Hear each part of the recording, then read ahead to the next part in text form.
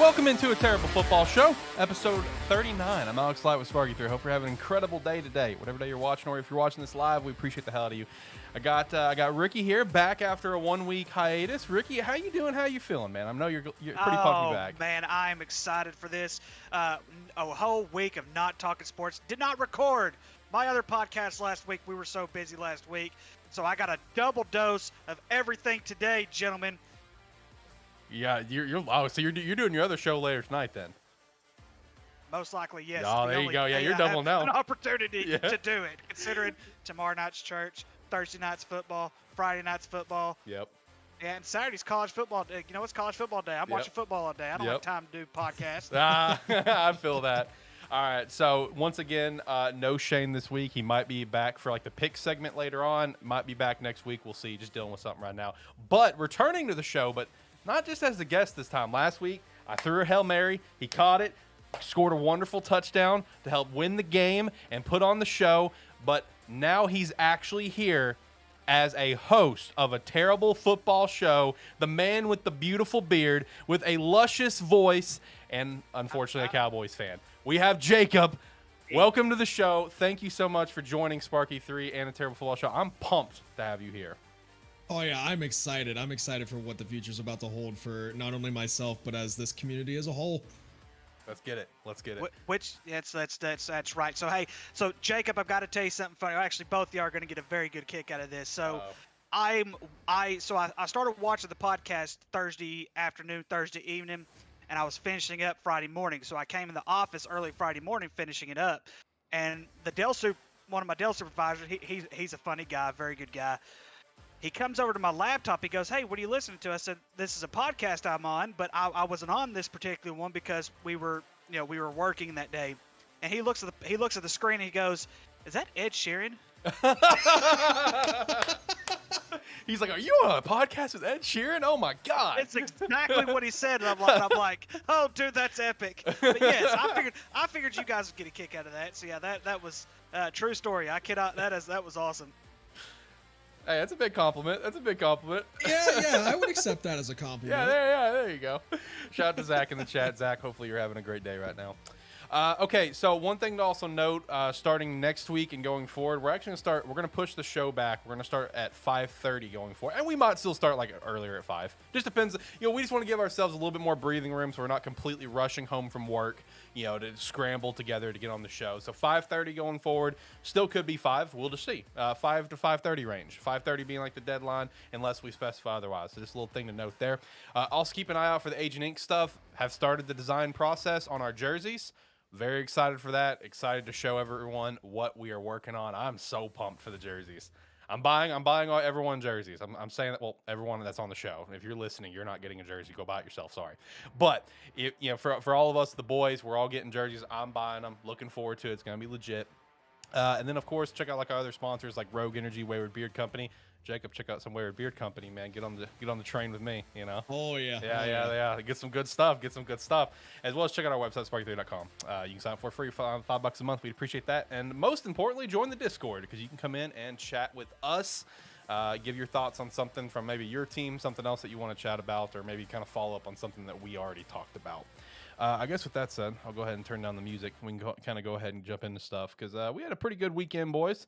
I feel like last weekend was a lot better, in my opinion, in terms of games. I really enjoyed last weekend, but this weekend had some very good games across the board, pro and college. Where do we want to start? Where are we feeling? Do we want to start off with some, NFL? Do we want to jump into some college? Where do we want to go? Where do we want to steer this ship?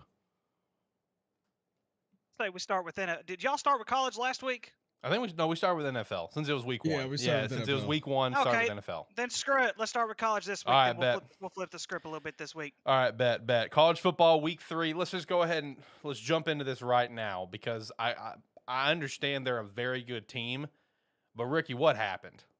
That I don't feel like that should have been as close as it was. What happened? I understand Missouri State's a good team, but what happened? So here is what happened. We just sucked ass. Is what happened. I just want to call it out as it is. Hopefully my daughter and her little sister did not hear me. They're in the other room. Yeah. Anyways, but that's okay. Yes, that's just basically the gist of it. But here's the thing, guys. Missouri State has a ton of Division I FBS level transfers, which means they were recruited at a very high level. Kansas State, Utah State, Minnesota. There were even some. They even have a kid that was a big time recruit down from Smackover. I can't remember his name off the top of my head, but they have a legitimate FCS squad. This was not one of those FCS squads that you just put in the back of your mind and say, they're terrible. No, this is a Bobby Petrino led team. Bobby Petrino is a perfect fit for this program, rebuilding this program in the toughest FCS conference in the actual FCS. And if I were to be honest with you, they looked better than North Dakota State did against Arizona, which they should have won that game. I'm just going to be dead honest with you. And they looked better than South Dakota State did when South Dakota State played Iowa. Now, I don't know if they're as good as North Dakota State and South Dakota State yet, but they are definitely an FCS title contender. Now, I want y'all to understand something. Arkansas did some uncharacteristic things, especially in the first half. We hardly ever get turnovers from KJ Jefferson. That's what makes him one of the smartest quarterbacks, one of the smartest players in college football. He does not turn the football over. He throws an interception that was a deflected pass, but before that, he fumbles the football. I think he had one fumble all year last year. I don't think it was just uncharacteristic. So 3 turnovers, down 17-0, just to start off the game. I mean, and I'm sitting here thinking, man, we've got to get some kind of spark going. We finally hit a spark in the second quarter for a little bit, and then I'm thinking, okay, third quarter we're ready to roll. All of a sudden we're down 27-17 again, and then it takes a fourth quarter comeback for us to seal the deal. We should not have had to play 4 quarters in that game. At most, we should have played 2.5, 3 quarters, rest the starters, bring in Malik Hornsby as well as some of these other guys to get them playing time. But guys, let's just face it. At the end of the day, football is all about matchups. No matter what level you're at, it's all about matchups. Bobby Petrino outcoached Sam Pittman in that game. He had a better game plan than Sam Pittman. He was prepared for Sam Pittman's run game, which at the time, let's face it, for 3 quarters we didn't do extremely well. But that fourth quarter is what really drove the rest of the game. And Petrino just had a great game plan. He had great matchups. Our secondary is totally depleted right now, and Petrino knows that. I also do not believe Arkansas was prepared for their speed. I don't think they realized how fast their receivers actually were. And so going forward, we've got to find a better solution for our secondary, that's for sure. But hats off to Missouri State. That's one heck of a football team. Yeah, I mean, they're top 5 in the FCS for a reason. Currently sitting at number 4. Absolutely. They're tied at number 4 with, I think, Montana State. Or am I mistaken on that? And they moved up after losing to Arkansas. Arkansas stayed the same, which I thought was fair. I expected Arkansas to come down 1 or 2, but the way some of the games went over the weekend, I still believe it was fair. That's a fair ranking. Yeah. I wouldn't have put them any higher. Heck no, not after that crap. Yeah, I noticed North Dakota State stayed at 1 too. Even though they lost, but and that's still though that's a bad loss to a Division I. I understand that. Like I said, I understand it's FCS and FBS. Losing to Arizona is a bad loss, guys. Arizona's not that good. No, that's a bad loss. No, that's true. Yeah, I mean, North Dakota State barely lost on that, but they stayed at 1. I think Montana is still number 2. South Dakota State 3, I think is what it was. And then, like I said, tied for 4th, which I think is wild that FCS does that, where they have tied rankings. It's Missouri State and someone else. We do as well, but they usually take whoever was ranked higher the week before as that solid line. Yeah, we've had some ties. Okay, yep. I gotcha. I do relate to some of your problems because that's how I felt watching Miami and Texas A&M. Like week 1, didn't really show me anything with Miami. I mean, who we played, Betham Cook and whatever, garbage. What we did, I expect. You know what I mean? But then we go up against Southern Miss, we win, but in my opinion, we lay an egg. You know what I mean? Like, we struggled. That was a close game there to, the end, and we end up winning by a decent little margin. But it's just, we struggled. I wasn't impressed. So, like I said, going into this game, I was worried. As a fan, we're rocking with the team. But I was worried going into this game because, I haven't seen any flashiness. You know what I mean? Show me some flash. It's just not there, man. I mean, TVD, he threw, 41 passes, completed 21, whatever. But like, we didn't have our number one receiver, so that definitely hurt us. But we just couldn't get going on offense. That was the bottom line. We just couldn't. Our run game was doing okay, but it was just like the pass game. It's just TVD is not a very flashy, quarterback. He's just not. The most flashy thing about him is his nickname is TVD. I mean, that's the most flashy thing about the guy. I love the guy. I think he can be really great for us. And I still think he's the better quarterback between him and Anthony Richardson. Going to die on my hill on that. But, just didn't see a lot of flash from this game. It is what it is. I knew that this was a possibility for us to lose. I knew it was one of those games.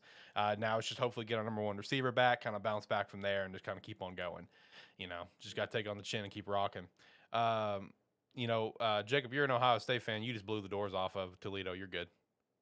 Yeah, absolutely. Easy day for us. Yeah, no big deal. Although I will say I was very, very on the fence the first half because we were trading touchdowns left and right. Man, imagine. And it had me a little scared. But as usual, Ohio State coming out at halftime, the second half, we're a lot better of a team than in the first half. Right. And then as a fan of someone who has fallen to Toledo, I still didn't feel your pain, man. Man, imagine the story if Toledo would have beat Ohio State. No, really imagine the story if Missouri State would have beat Arkansas. Imagine that story. Yeah. I'm sorry, Ricky. Me and Jacob both wanted it to happen. I think it would have been a great story. Yep. Listen, it's all fair and games. Okay, it's all fun and games. See, one thing, me and Jacob, we have something in common. We suffer as Dallas Cowboy fans. Yeah. That's that automatically cancels out. And I hate Ohio State, so that automatically cancels out. So it's all fun and games. It's all fun and games at the end. Okay, it just is what it is. Ohio State can go 0-12, and there's always going to be some fans who are going to try to convince you they're the number one team in the country. Okay, so I'm just saying it that much. I mean, that's fair. That's fair. Oh, speaking of our teams, just for the record, Jacob, I am going to get your teams up there on the corner. I started editing because I do all those myself, like the chalkboard effects, whatever. Yeah. I started on Ohio State. I got the Bengals done, and I just need to add Ohio State and NIU. Gotcha. I was just about to ask what your second team was, and it was NIU. Yep. Because I remember for the podcast last week, you said NIU was the first game you went to. Yep. Okay, so who lost to Vandy, awesome. unfortunately. Awesome. Who unfortunately lost to Vandy, 38-28. Go Vanderbilt, 3-1, baby, 3-1, 3-1 going into Alabama. Just imagine, man, if they would have been undefeated going into that Alabama game. What a meme. That CBS game. Yeah. Also, I hate that I let you talk me into picking BYU over Oregon. I hate that I let you do. I hate that I let you do that, man. Hey, in all fairness, I thought BYU was going to beat Oregon. I mean, Oregon has looked like flat out crap. That's not wrong. Crap to Georgia, and then the next week they didn't play anybody. All of a sudden they're back in the top 25 after playing nobody. Yeah. And it doesn't make any sense. But I did not expect Oregon to do what they did to BYU. Golly, they beat the brakes off BYU. But I mean, in all fairness, though, BYU had a tough game the week before against Baylor. I guess they were just banged up. No, yeah, they had, I think it was like 5 or 6 starters not make the trip because of that game against Baylor. And plus, they could not get the run game going whatsoever. They were held pretty good by the Oregon defense, which was shocking. Let's see, who does Oregon play this weekend? I forgot. We have it on our script. Washington State, I believe. Oh, going against Cameron Ward. Ooh, spicy. Cameron Ward's been playing very well this year, so that's gonna be one to watch. I'll shout to Tyler in the chat. Penn State is just dominating at this point. # pissed off. God, I hate you, Tyler. They played Auburn, for crying out loud. Tyler, slow your roll, man. Goodness gracious, great. And Auburn without Bo Nix. Goodness. So guys, here's something about Auburn. And me and Brad have talked about this several times. First of all, Auburn's coach should have been fired last year to begin with. But secondly, as much as I can't stand Gus Malzahn. I can't stand the guy. Never have, never will. This dude never won less than 8 games a season. This first guy won, I think, 7 games last year. They're not winning 4 or 5 games this year. It's terrible. It's so terrible. They beat Auburn. Who gives a crap? Let's move on. I will say, in terms of that head coach being fired, Who do you guys think is going to be, the more talked about hot seat coach right now, him or the guy from Georgia Tech? Because, obviously coming into the season, it was Scott Frost, canned. Next, it was Herm Edwards, canned. Who would be the next person on the hot seat in your guys' opinion? Georgia Tech, I think it's Jeff Collins, or Brian down in Auburn.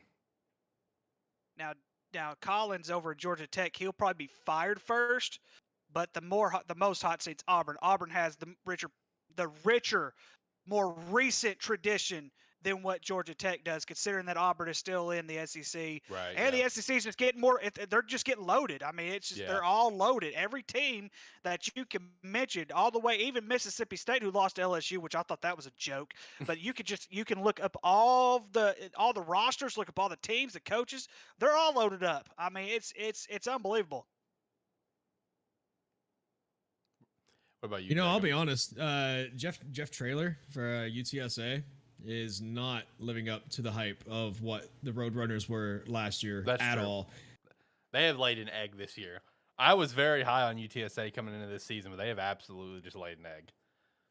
It's unfortunate too, because they were one of the best Group of 5 teams last year, and I really loved their team last year. I loved how they were playing football. I loved how they were coached. And this year, man, wow, have they been a disappointment? Yeah, no, Frank Harris. It is Frank or is it Mark? Both names are I know it's Harris, the quarterback. Is it Frank? I think it's Mark. Harris. I got you. I'm just gonna call him Agent Zero because he wears number Frank. 0. It's Frank. Okay, Frank. Yeah, I mean he played great last year, and him coming back was one of the biggest reasons why I was really high on them this year. And they've just, like I said, completely just laid an egg. Tyler also said that Brian was going to get fired before he even got hired in terms of Auburn, which is fair. That's fair. Kind of set up for failure on that one, in my opinion. But I don't know. It'll be interesting to watch the hot seats kind of moving forward. But also, what'd you guys think of the Troy Appalachian State game? That ending was wild. What a game. Hail Mary, baby. And, of course, Appalachian State, that just shows you the fight that they actually have. And the fact that College Game Day, first time ever, went to Appalachian State. Yep. I mean, that's awesome. Yep.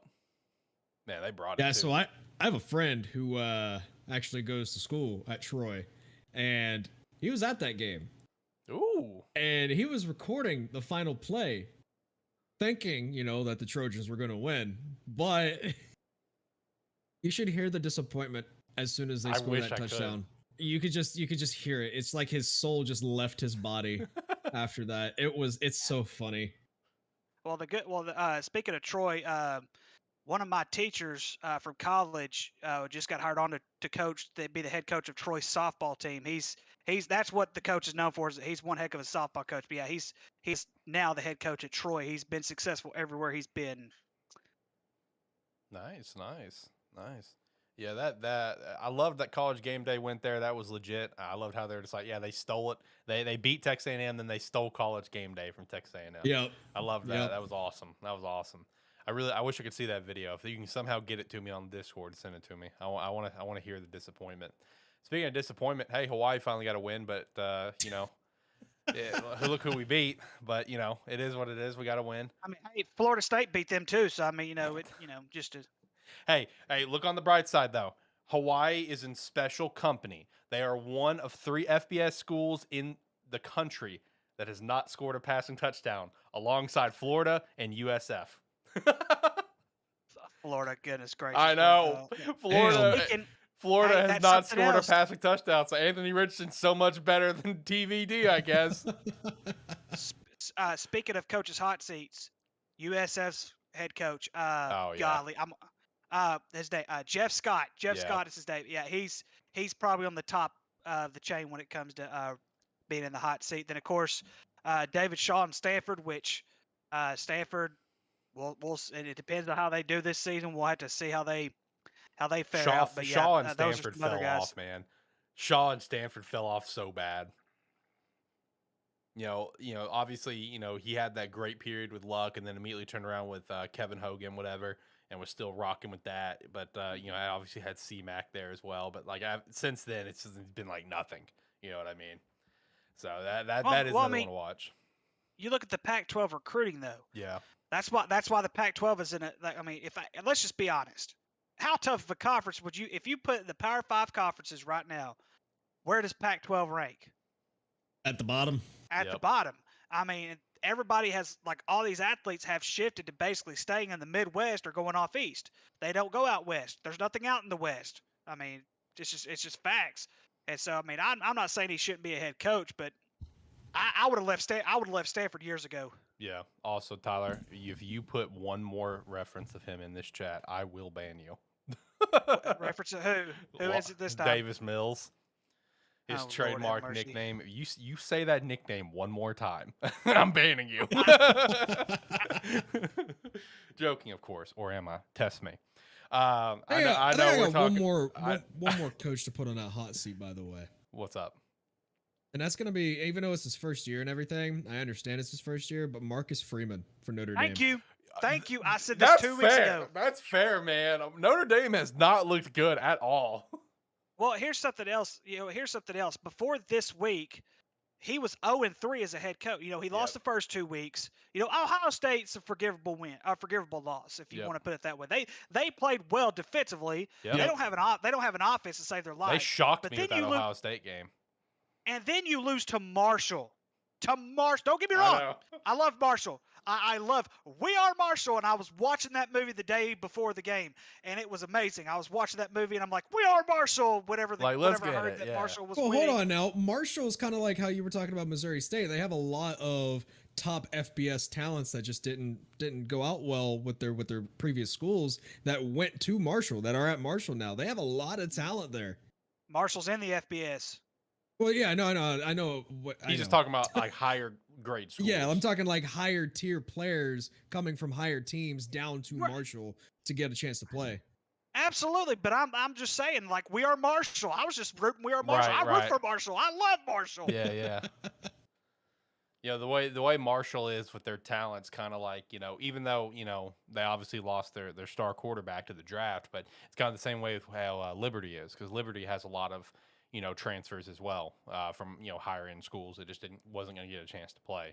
So Marshall's in that same kind of category, but that's still a game that Notre Dame should have cleared. You know what I mean? Yeah. So should have cleared that. Should have cleared Cal by a mile. You know what I mean? Like, Cal has just not been a good team since pretty much when Jared Goff was last there. They were okay. Absolutely. So it's just like they should have cleared that by a mile. So yeah, honestly, 1 year in, could be on the hot seat, I don't know. It's something to watch. How about them Bears, Alex? We'll get there, Steve. We're not in the NFL yet. We're still talking college, so you calm down. Fucking asshole with the Packers fan over there. But anyway, different story. We'll get there. Hey, on the record, I'm probably the only one on here who picked the Bears to win this past Sunday. So yeah, I'm an idiot. I picked the Bears to roll with them. I feel like our secondary was going to do a lot better, but I should have known better. It's prime time. The same way. It's in Green Bay. I should have known better, and I did. But as a Bears fan, it's just like I gotta do it. Here's a fun fact about that picking, by the way. There was only 3 people to pick Green Bay for that team. For that game. Only 3 people picked Green Bay to win. In our pool? Yeah. Oh, okay. All right. Well, makes you feel a little bit better. At least everyone else was on this sinking ship with me. Welcome to the ship, boys. I've been on this ship for years. Come on in. I got a seat saved for you right over here. Now, I don't know if you guys have college games you want to shout out. The last 2 for me personally is Kansas and Houston. As we said, not the same old Jayhawks, baby. This Kansas team, they're not going to make a shit ton of noise. Like, they're not going to, blow the world up or anything, but they are not the same Jayhawks. That's the main thing. They are not the same Jayhawks. I like this team.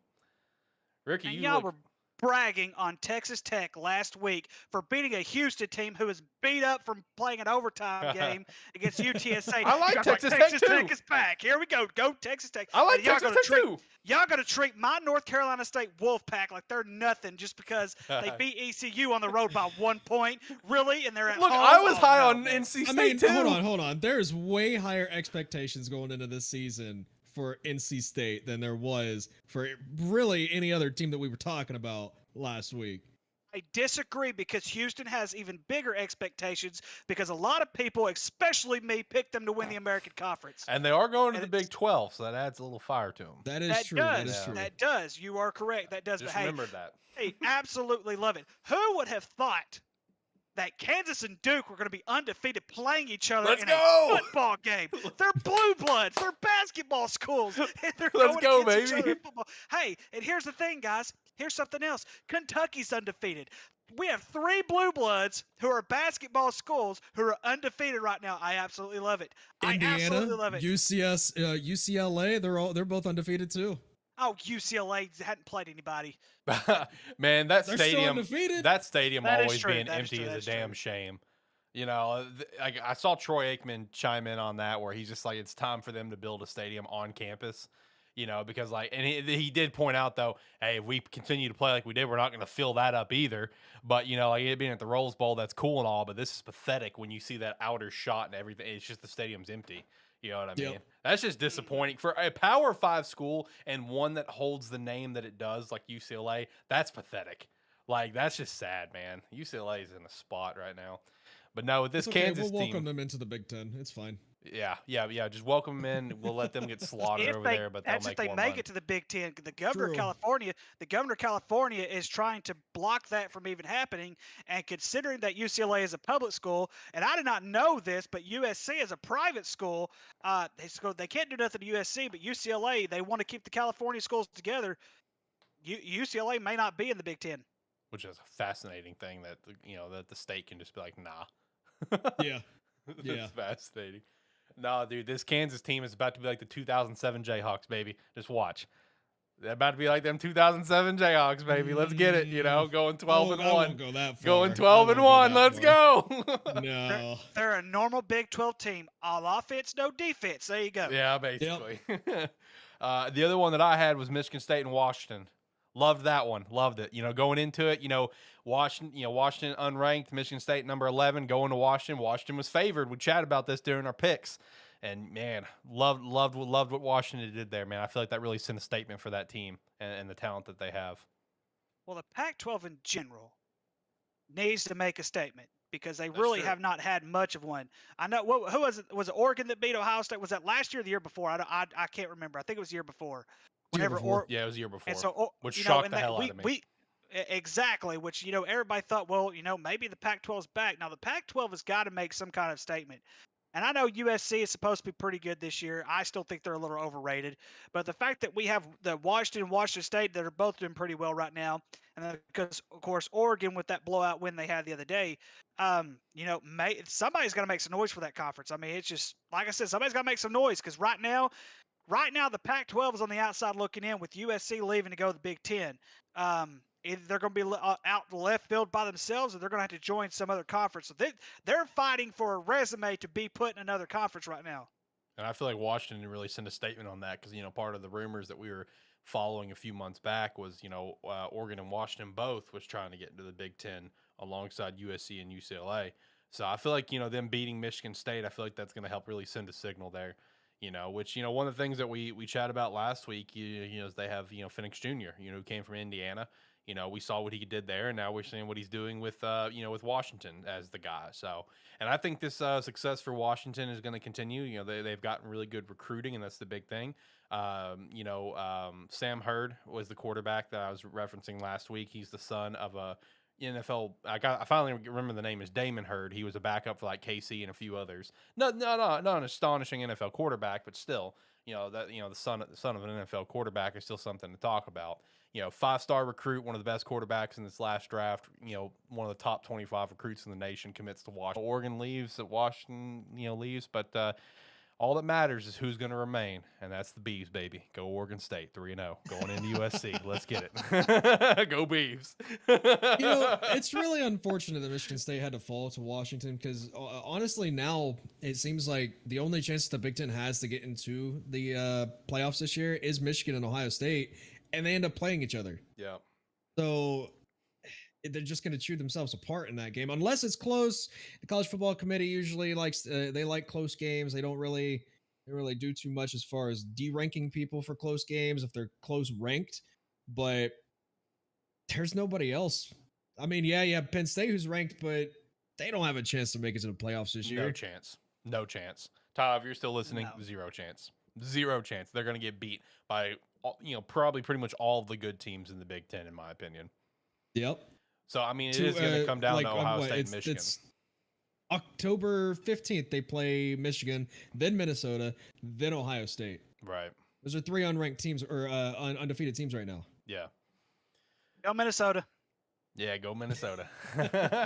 Hey, Minnesota's been putting up a lot more points, here in these first few games than I would have expected from them. I thought Minnesota was going to have a pretty crap year, but they've put up some decent points, and then coming in this week and playing Michigan State should be pretty interesting, honestly.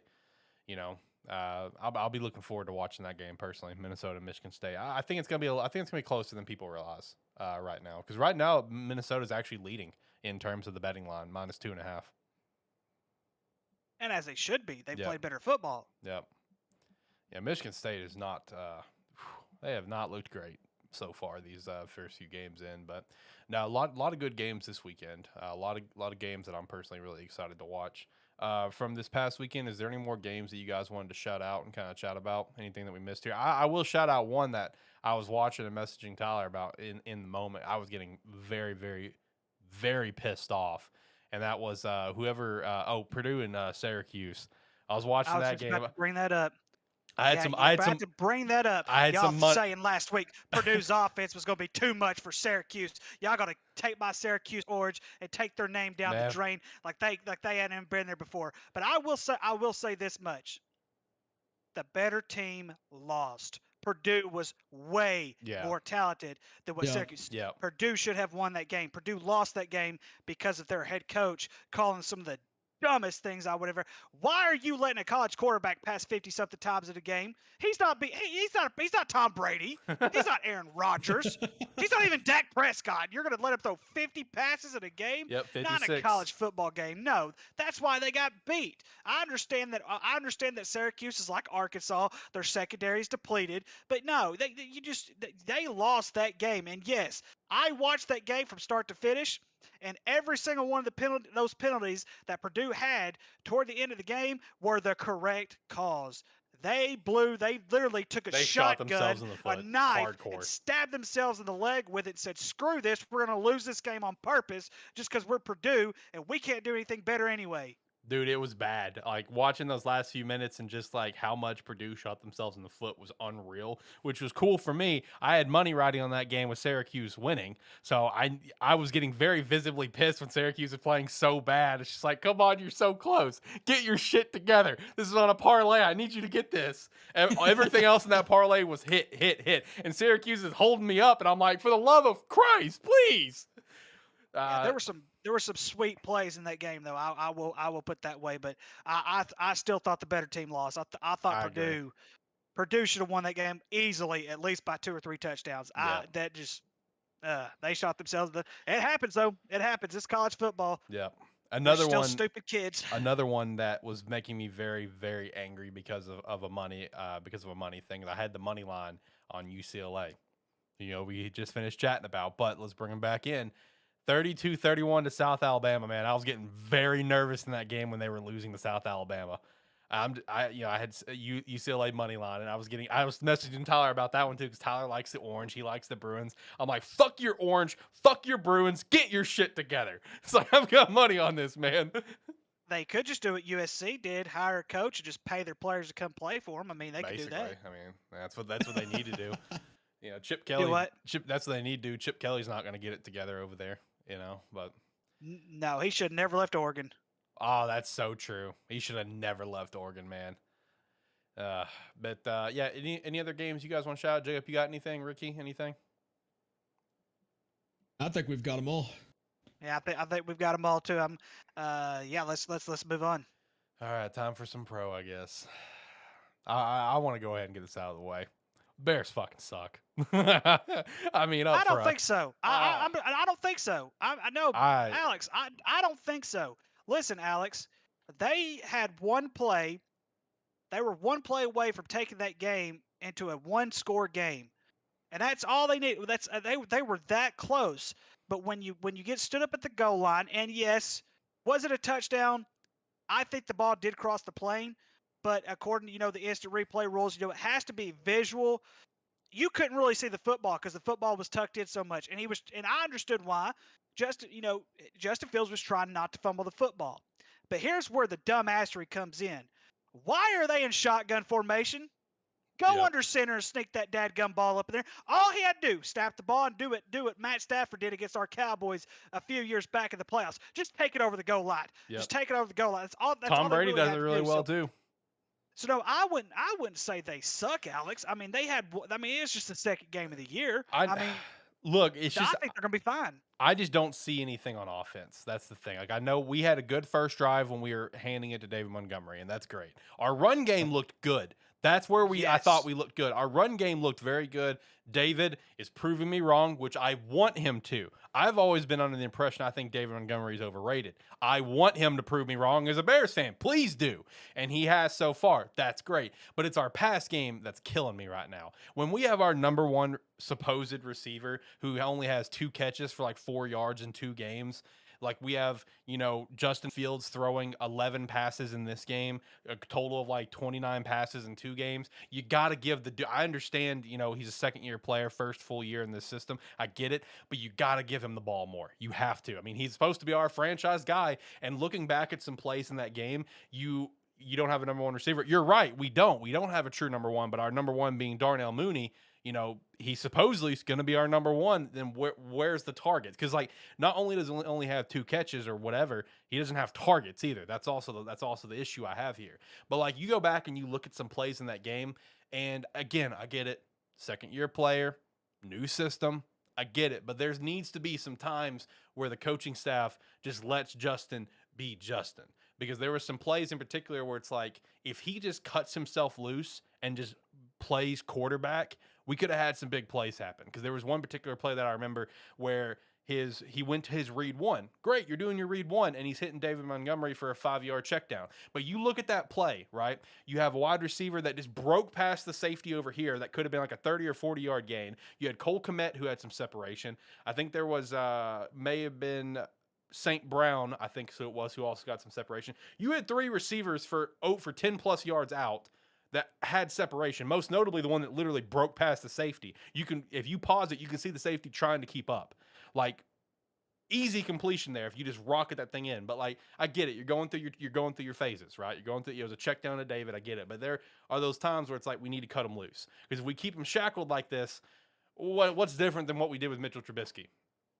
I already suffered this for 4 years, where it's like you're forcing, in Matt Nagy's case with Trubisky, you're forcing Trubisky to play to your system and not letting him just be a quarterback. So, and I hope that's not going to be the case here. I would think not. With Luke Getsy, who's worked with Aaron Rodgers for the time that he has, I would think that's not going to be the case. But again, I get it. 2 games, second year player, new system. I get it, but like, come on, just play quarterback. Just play quarterback. Alex, in all fairness, you have to solidify your running game before you solidify your passing game. Yep. Because if you can't run the football, you can't pass. Justin Fields, we don't know what type of a quarterback he is just yet because, like you said, it's only his second year. But you don't want to take a second-year quarterback throwing 50, 60 passes a game either. So establish the running game first, and everything else eventually will come into play. Like I said, they were 1 play away from cutting it to a touchdown game, and then the defense probably would have played a lot harder. Who knows what would have happened in that game. But no, I wouldn't. I'm more optimistic about the Bears than I am just about a lot of other teams. Hey, at least you guys got a dub this weekend with your backup quarterback that you still have. So congratulations to having a backup quarterback. Yeah. That's big. Yeah. But yeah, no, you guys got a big win over Cincinnati. I don't think anyone saw that coming. But Cincinnati, man, they're struggling, which it's not much different from how last year went. They struggled at the end of the year and got hot, but man, they are struggling right now. You guys have concerns with Cincy, or is there going to be the same story to you guys? They're going to get hot later because you guys shut them down. Where is this upgraded offensive line that everybody was talking about? That's what I'm saying. They went out and got so many free agents. They drafted offensive line specifically to upgrade their offensive line. Where's that at? I don't get dominated 2 weeks in. Both good defenses. Cowboys and Steelers, both, some pretty solid defenses. Like, at the same time, again, your argument's valid. Where the hell's this line? You know what I mean? That's a fair question, considering that like Jakub it was 6 sacks in this game, right? 6 sacks. It was 6 sacks in this game. They played much better in the second half than what they did in the first half. But I'm just going to be honest. I just give more credit to the Cowboys defense, not because I'm a Cowboys fan, but because I did not. I thought Joe Burrow was going to expose a little bit of our defense this week, and it didn't happen. It just did not happen. Our defense, I thought, has played pretty solid the past couple of weeks. Cooper Rush 2-0 as a starter. I mean, you can't ignore that. I know that's two big games right there, considering, and I'm one of them. And historically, when Dak Prescott goes down, we really fall. Now, last year, that's the one thing I will not forget. Last year when he went down for one game, and Cooper Rush comes in, basically did the same thing he did, this past Sunday. So I mean, I wouldn't. Now, I'm not going to go on here and say that he is an elite quarterback, because we know he's not yet. Didn't have that kind of experience, but he was rated the last. As far as the top two quarterbacks, as first string and second string quarterback, he was ranked 8th in the NFC East, and yet he's 2-0 right now. And he's beaten two pretty good teams. Even at that point last year when Minnesota came into town. Or no, they went on the road to Minnesota. I'm sorry. Minnesota had started off 1-3, and they were on a 2-game winning streak. They were ready to hit the service and run. They lose to the Cowboys. Their season turns out to be mediocre. And then this season, Dak Prescott goes out. I, just like a lot of Cowboy fans, shit. Season's over. It's done. It's over with. And so, but I mean, hey, a dub is a dub in the NFL. I don't care how you get it. A dub is a dub. Cooper Rush, he's showing some promise, and hey, he really didn't get to show that much in the second half, considering the Cowboys only had the ball for like 7 minutes in the second half compared to the 20-something minutes that Cincinnati had. So I mean, just the fact that he was able to get on that last drive without having but one or two drives the entire time at that point, that's just more props to Cooper Rush. Yeah, Jacob, what about you? What's your thoughts as a fellow Dallas Cowboys sufferer? Well, I mean, you heard it last week. I did say that with Dak going down, the Cowboy season was pretty much over with at that point. I'm glad that was just thrown right back in my face. I'm super happy. Cooper Rush, Noah Brown, that connection is going to be very, very, very strong going forward for the next couple weeks until Dak comes back. Once Dak comes back, it's probably going to be the CeeDee Lamb connection that they're trying to do, which I still don't have any faith in whatsoever. I mean, you saw Amari Cooper do really, really good over at the Browns this past week, and it's really just pissing me off that we let him go. For how much you guys did. You guys did nothing. Stop. They lost to the Jets, man. They lost to the worst team. They lost to Joe Flacco, man. He's a Super Bowl MVP. About one specific team or one specific player, though, not the whole team. Here's the thing, Jacob, and I think one of the things that we really have to, Jerry Jones is more old school when it comes to football, and the one thing that he strives on is availability. Yep. That's the one thing he really strided on whenever Amari Cooper was gone. Was the fact it's availability. So we do not know what the inside source or the inside situation was going on with Amari Cooper. Now, personally, would I have done it? No. But here's the thing. Jerry Jones really shot himself in the foot because he gave Ezekiel Elliott the money he was looking for. He gave Dak Prescott all that money he was looking for. And who are the two that have really started this stride? It was Dak Prescott and Ezekiel Elliott, because Amari Cooper didn't come in until after they got rid of Des Bryant. So I mean, that number one receiver, that's one of those things that's going to be question mark throughout the entire year. I think when Michael Gallup comes back healthy, if he does come back healthy, I don't know how much production he'll give, but maybe he'll come back and shock us a little bit, give the wide receivers a little bit open space, because right now defenses know they do not have a number one target right now. Everybody knows that. Even the worst team in the NFL knows that right now. And so, like I said, we'll just see what happens. But right now, I mean, am I going to bank that we're going to be a playoff team with Cooper Rush the entire season? Probably not. But the fact that he was able to go out and just get this dub, hey, hats off to him. I mean, that's just better. That's just hats off to him. You guys will be in a lot better condition if you get Minshew Mania, though. But that's a different story. Oh, for the love of God. When you said that crap last week, are you out of your damn mind? Minshew Mania, baby! Let's run it Just wild! Just stop. Just stop it. I had Gardner Minshew on my fantasy football team. Good. When he was with the Jacksonville Jaguars, and he absolutely 100% sucked. No. I mean, Minshew Mania, baby. Let it run wild. You can't. No, hell no. This ain't no Hulkamania crap. Minshew Mania, baby. Let's go. Good. There's a reason he's a backup quarterback. No, to Jalen that is a Hurts. starter. That is a starting quarterback that is trapped. I am not gonna. Hell no. No, we ain't. No, hell no. Gardner Minshew to the Cowboys. Let's Y'all go. heard that crap, dude. That was one of the things. Man, I'm gonna tell you something. When you said Gardner Minshew to be a second-string quarterback to this Dallas Cowboy team, it made me. I went on a rant by myself in the car. What the hell's this guy thinking? Gardner Minshew coming to the Dallas Cowboys. No, you gonna listen, you gonna wish that much more bad luck on my team? Nah, I'm already man. suffering. This guy's I'm got the already it factor. I'm suffering with you. I'm suffering with you. I was okay for lack of words. I was looking at who could be available to step in for Dak if Cooper Rush wasn't good.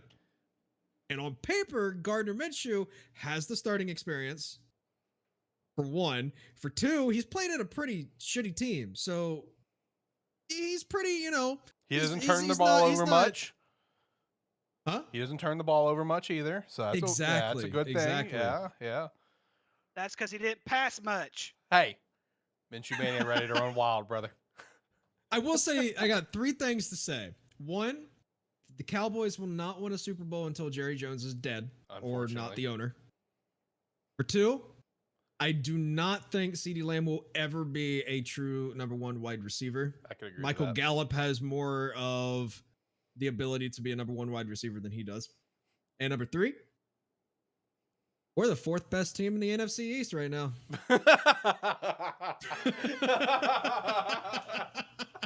Hey, shout out. We're not afraid of 4th place.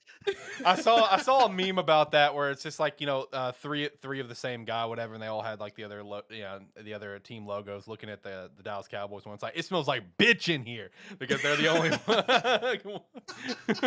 You do know where that 4th place term comes from, right? What, for the Cowboys? No, that 4th place. We're not afraid of 4th place. You know where that comes from? It comes from the movie Semi-Pro. Oh. Will Ferrell, Semi-Pro. It's a funny-ass movie. Right. We're not afraid of 4th place. That's a throwback. That's a throwback. Yeah. Let's catch up on some chat here. Okay, Joey Burrow still getting killed. I think once the line gets, gels some more, they'll be okay. I think that's possible. Again, we saw them start off last year, be completely terrible, and kind of, figure it out through the rest of the year, obviously, make the Super Bowl. The Rush Revival is coming to Dallas. All right. Just trade Dak away and get someone who isn't made of glass, hopefully. Fair point. That's Cowboy quarterbacks in general, though. What are you talking about? That's also a fair point. That's also a fair point.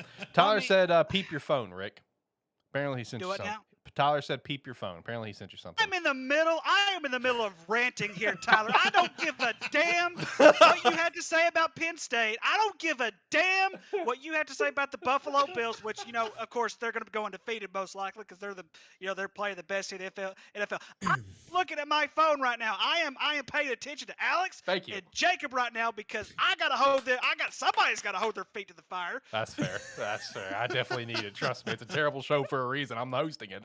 Let's see. Also said Rivers is coming out. Host. Thank you. You're a great host, Thank sir. you. You're a great host. Thank Just you. every now and then I gotta go on a rant. Now I'm all pumped up. Let's do this. Let's boys. go. Let's go, boys. Also, Rivers is coming out of retirement to play for Dallas. That'd be hilarious. And Steve also threw out there that you guys get Sam Darnold. So that would also be hilarious. The sad part is that all that was talked about and all that got flushed down the toilet, including Colin Kaepernick. I swear to God, Lord forgive me, if we would have gotten Colin Kaepernick, I would have gone in my closet. I would have taken my Cowboy shirts. I would have ripped them in half, put them in a fire. I would have pissed on them, and I would have been done with the Dallas Cowboys. At that point, I can't do it no more.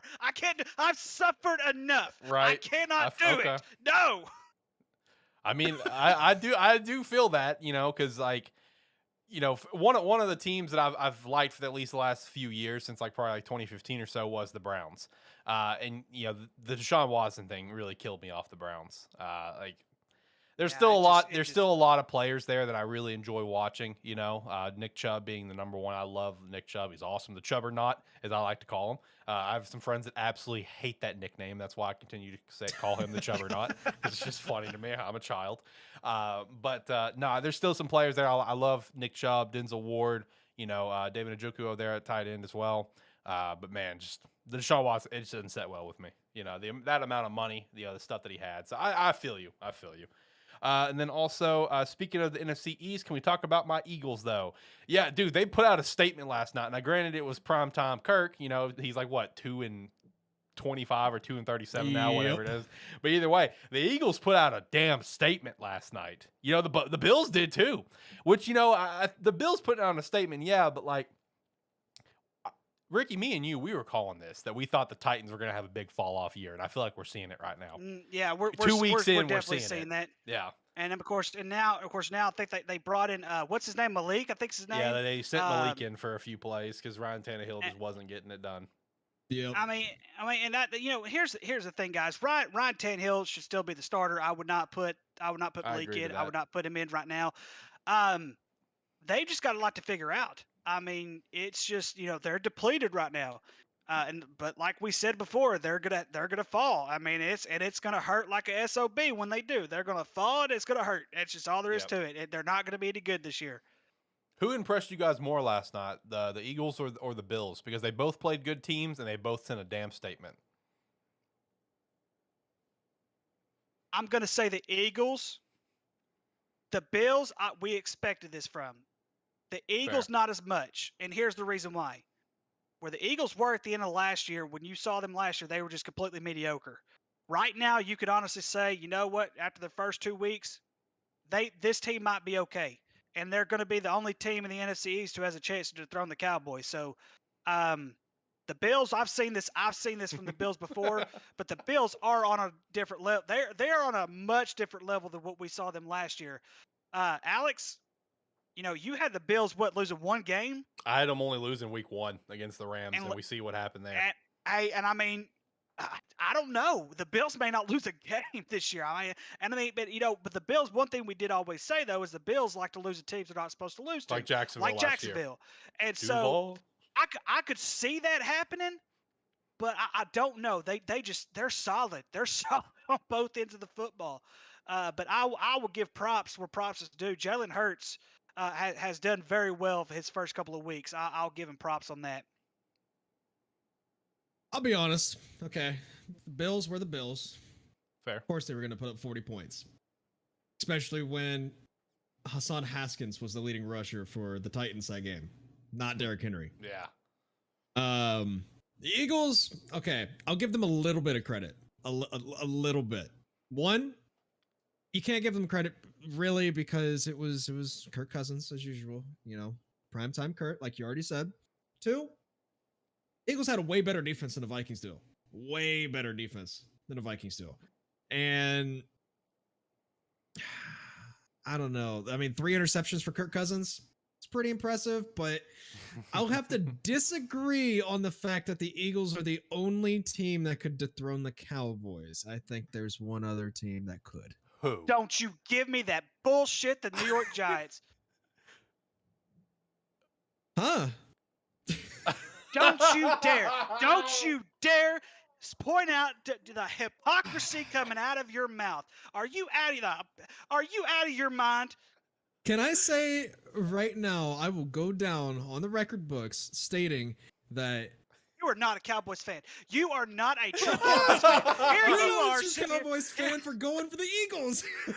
Hey, I didn't say I was going for the Eagles. I didn't say woohoo go Eagles. You're sitting here telling me you're going to sit here right now.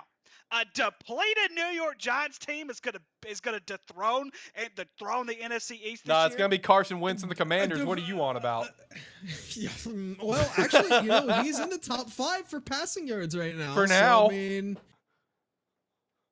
no, but I mean, the Giants, yes, they're depleted, but they're 2-0. They're 2-0, and they might get Odell Beckham. There's a lot of talks right now. Brian Daboll and Odell Beckham, they FaceTimed. There's mutual interest there. Now here's the thing: if they do get someone like Odell Beckham, then yes, I would. Jacob, in all seriousness, I somewhat agree with you. He's just trying to put on a good show. Appreciate you, Ricky. I'm trying. Man, I'm suffering here, man. I'm suffering, and it's just it's. Hey, look at me, man. I'm the worst team in my division. The Lions got me beat now, baby. I feel you guys' pain. Speaking of, my boss is a diehard Cowboys fan as well. And when I chat with him after that Week 1 game and Dak got hurt, one of the first things he said to me is, "Now I know what it's like to be a Bears fan." I'm like, "You're fucking welcome. Welcome to the club, bud." That's always how it's been though for Dallas. Like it's been like this for the last decade. It seems like 1 year will be good, the following year will be shit. 1 year will be good, following year will be shit. It's just like an on and off switch being flipped over and over and over again. Yeah, but I mean, I could almost see. I think. Oh gosh, I don't know if the Giants have it this year to dethrone the Cowboys for the NFC East. But they're working there. If they're working there, if Odell Beckham were to come, if he were to come back to the Giants, if he were to be the old Odell Beckham that we knew, then yes, I could legitimately say right now, Giants could win the NFC East. But he is not. But we don't know what we're going to get from him. We don't know if we're going to get Odell Beckham. That's one of the greatest players. Of course, we know he's had his injuries in the NFL. We don't know what we're going to get from Odell Beckham. So, are you going to get like the Giants Odell Beckham or the Rams Odell Beckham, or are you going to get the Browns Odell Beckham? Right. And so you just don't know which one you're going to get. So, I mean, in some way, yes, I do agree with you. Yes, the Giants are one of those teams. They could be a sleeper. I just don't think it's going to be this year. But like Alex was saying, they're working on their way there, but not right now. There's a lot of teams working their way up. Shout out to the Lions getting their win on Week 2. Let's go. Let's go Lions, baby. Love to see that. Beating Washington on that one. Lions put up a big dub there. Dolphins with that insane comeback also. That was awesome. That was an insane. Awesome comeback. Tua just has great weapons, man, with Waddle and Hill. I mean, it showed, obviously, because like the first wide receiver duo in so many years to both get like 10 catches, 150 yards, and a TD, whatever. I had both of them on 2 separate fantasy teams, so let's go. I'm rocking. Yeah, they also outscored the Ravens 28-3 in the fourth quarter, which that is unheard of for an NFL team unless you're Tom Brady coming back down from whatever the score was to nothing. 28-3. 28-3. Which also, I saw something hilarious. That was just like, damn, Matt Ryan is really cursed with that number. Did you guys see about the? I tried to tell you. I tried to sit here and tell you. Listen, we'll first off, we'll dive into that in a sec. But with the Matt Ryan thing, it was like whatever touchdown he threw. I think it was after it was in Week 1 or whatever pass completion. It's like, oh, he hit so many pass completions, whatever, at this age of his career. So naturally he goes to the Hall of Fame, like all random balls do at all times, right? That ball was like it was a 283rd ball or something like that. It was marked on the ball, or it's like 283, and everyone's just like, he cannot escape that number, no matter what. No, but it was for his 60,000. Yeah, 60,000. That's what it was. Yeah, it's still impressive. Look, Matt Ryan has been a good quarterback his entire career. I'm not knocking the guy, but I told you when we were doing the football scheduling way before Week 1 even started, I told you that Indianapolis was going to struggle with Matt Ryan as their quarterback. It was going to happen. It was dead set on. Their offense they can't run the ball. They barely can pass the ball, and of course, when you tie the Texans in Week 1, well, I knew it was going to be a bad year after that, especially when you tie a team who was completely depleted last year. And of course, don't get me wrong, I do love Lovie Smith. I wish him the best. But I told Indianapolis is done. They're done. I wouldn't say they're done. I still think they can pull it together. The tie, that shocked me. 24-0 doesn't shock me because Duval just magically has their number. Don't know how. How is there's one total win in that division? One total win. Jaguars on top, baby. Let's go. Hey, and Of course, listen, I'm not going to brag to the end of the year, but I get to brag after week 2. I picked Jacksonville to win that division. Hey, I did it. I love it. I just don't see it. I love it, but we are sitting on top of the division, so let's go. Duval County, baby.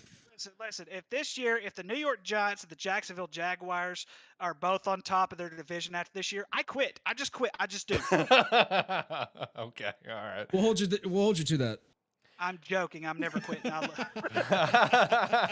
quit watching football. No, I can't quit watching football. I love this shit too much. I feel that. All right, let's hit one of the biggest storylines that came out of this weekend. We probably should have let off with this a lot sooner because this is a massive storyline.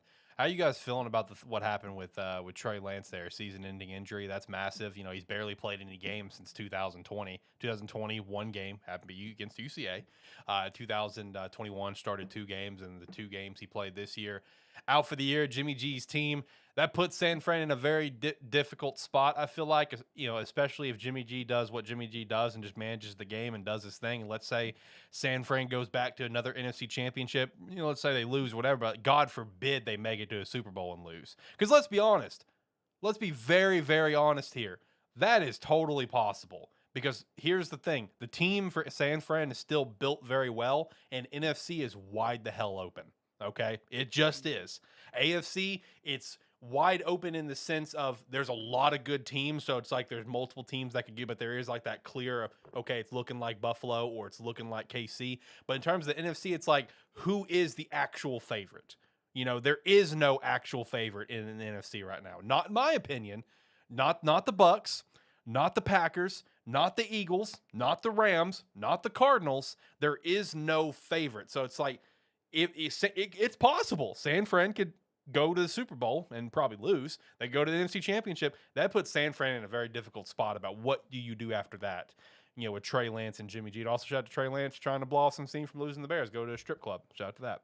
But what was you guys' thoughts on this Trey Lance thing, Jimmy G coming back into the helm and everything? So Jacob, I'm going to compare this situation with San Francisco to something that you and I are both very, very familiar with. Alex will be too. He's just not a Cowboys fan. When Jerry Jones came in, he fired a Super Bowl winning coach and Jimmy Johnson. This situation reminded me of that situation. It's like, okay, you got us to the NFC Championship game. Okay, go screw yourself. We're going to start this younger quarterback now. And for what? You literally hung the quarterback out to dry. I don't care what anybody says. San Francisco, Trey Lance is injured because San Francisco put him in that situation, period. Now, I understand athletes get injured all the time. It happens. It's part of the game. The game itself, of course, this is why the rules change so much in the NFL, in football in general, as far as trying to prevent as little injuries as we possibly can. But the fact of the matter is this should have been Jimmy G's team in week 1. Now it's his team again. And what happens when he comes off the field? Nothing but cheers from the crowd, because they're like, you know what? We kind of saw the writing on the wall with Trey Lance in week 1. He didn't look very good in week 1. You know what? Jimmy G, you had your surgery. You look very good. We might just do well this year. So, I hate that Trey Lance got injured. I hate it for the kid. But San Francisco put him in a nearly impossible situation. San Francisco knew this was going to happen from the get-go. They knew. That's why they kept Jimmy G around. Right. They either knew that Trey Lance was going to get injured, or they knew he was going to be absolute dog shit. And it just so happened to be both. Yeah, I definitely agree with the dog shit thing, because, like, in my opinion, you can't sit here and lead up this entire offseason saying this is Trey Lance's team, literally telling Jimmy G, don't come to the facility. Hey, we're not going to find you. We'll still pay you. Don't come, because we don't want any sort of misrepresentation of whose team it is with the team. You can't go from that to keeping Jimmy G. Like, you just can't. Like, it sets bad blood all around. It sets a messy situation. San Fran, to me, has just completely fumbled the ball when it comes to this quarterback situation. And now it's going to potentially work out for the team, but how's it going to work out for the future? That's where we're still going to be in big question, because at this point, especially if Jimmy G takes them back to an NFC Championship game, even if they lose, doesn't matter. You still make it back. He's full and right to say, go fuck yourself. You know, you clearly want to go with Trey Lance. Let me go. Get me out of here. You know what I mean? And then it's just like, is Trey Lance going to be the guy they gave up so much capital to move up and get him 3? And then there's all these rumors and talks that Kyle Shanahan actually really wanted Mac Jones, but he was outvoted and everyone else liked Trey Lance. There's all that bullshit talk coming out, which that talk will always come out in every situation when a team takes a bad quarterback. There's a guy will come out 10 years later like, yeah, I really liked him over this guy, but I was outvoted. That'll always happen. You know, that's people trying to blow smoke up their own ass. So like San Fran has just completely mishandled the situation going about it, and it's going to bite them in the ass. Maybe not this year, but next year. You know, right now they look like geniuses for keeping Jimmy G, and they're going to potentially go on a run. I'll tell you, like, I had the San Fran going like 8-9, and that was me being pretty generous just because there's a good team around them. Now, like, I'm with Jimmy G at the helm, I'm reversing that, and I think they could make a legitimate shot for that NFC West, especially with how, you know, Arizona did very well against Vegas. Shout out to that comeback. Okay, they look like crap against KC. Rams, they're figuring it out. You know what I mean? I see a lot of memes that, you know, you take away the Rams' top 5 paid players, then everyone else looks like LA Fitness people. Fair enough. You know, I can see that. So right now, I feel like the NFC West is kind of wide open for San Fran to maybe make that run. And it's going to be very interesting to see as time goes on. Obviously, T's and P's to a steady recovery there. Apparently, the injury is not as severe as what Dax was, which is that's a big win. Don't want to see anyone get hurt. Never want to see that. So I don't know. It's going to be very interesting to see how this kind of goes going forward. Well, speaking of Jimmy Garoppolo, I think I was reading an article somewhere, just I think the day before yesterday, where the reason he stayed was because Kyle Shanahan talked him into staying. Yeah. And so that speaks volumes of Kyle Shanahan. So in some ways, to me, it's like, you know, you were like saying, you know, Kyle Shanahan wanted to choose Mac Jones. That tells me he wants Jimmy G to be his starting quarterback. But then you've got ownership who's like, well, we got this kid named Trey Lance, and, you know, Yeah, John so, Lynch probably saying that too. And so, I mean, that just speaks more volumes of Kyle Shanahan than what it does the ownership to the 49ers. Yeah. No, it's going to be an interesting situation to follow for the rest of the season. Before we shout out a couple more games, let me catch up on chat. First off, shout out to Steve for liking the Chubbernaut nickname. I'm proud of that one. I'm a big fan of that. He also thinks that the Titans should trade away Henry for some picks and do a proper rebuild, if I'm being honest. Right into the Cowboys, baby. Trade him to the Cowboys. Not a bad take.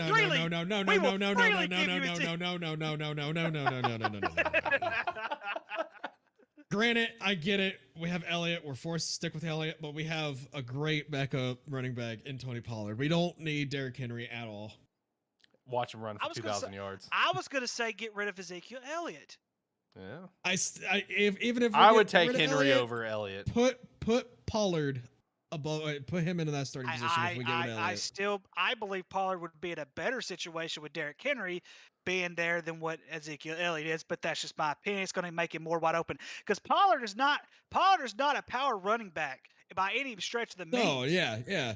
I mean, it'll just make him even better. You could go to an old Vera offense with him if you wanted to. I mean, I'm just saying. I'm not saying that's what they need to do, but I'm just saying in general. I think it'd make I think it'd be a great fit, to be honest with you. Listen, you think we gave Elliott a lot of money? Imagine the amount of money we would have to give Henry, man. Come on now. That's true. By the time it's time to give Henry a lot of money, Pollard will be well and developed, and we could release him. Listen, as Jerry Jones has said before, his hand doesn't cramp when writing checks. Steve also threw out there, spoken like a true Cowboys fan. I forgot, though, we dim boys, but he put it like, we dim boys, you know, mocking. He also corrected Jakub when Jakub said this is how it's been for the last 10 years in terms of the good 1 year, shit the next. He corrected Jakub by saying 25 years. He also said, but he is not going to be that old OBJ. Two knee surgeries later. Read between the lines on that. Read between the lines. The 2 knee surgeries later, they would be better going for Will Fuller. He says the Colts are done. He said San Fran is where they should be from the start with He just say going for Will Fuller? Yeah, go for he said the Giants are better for going for Will Fuller than OBJ.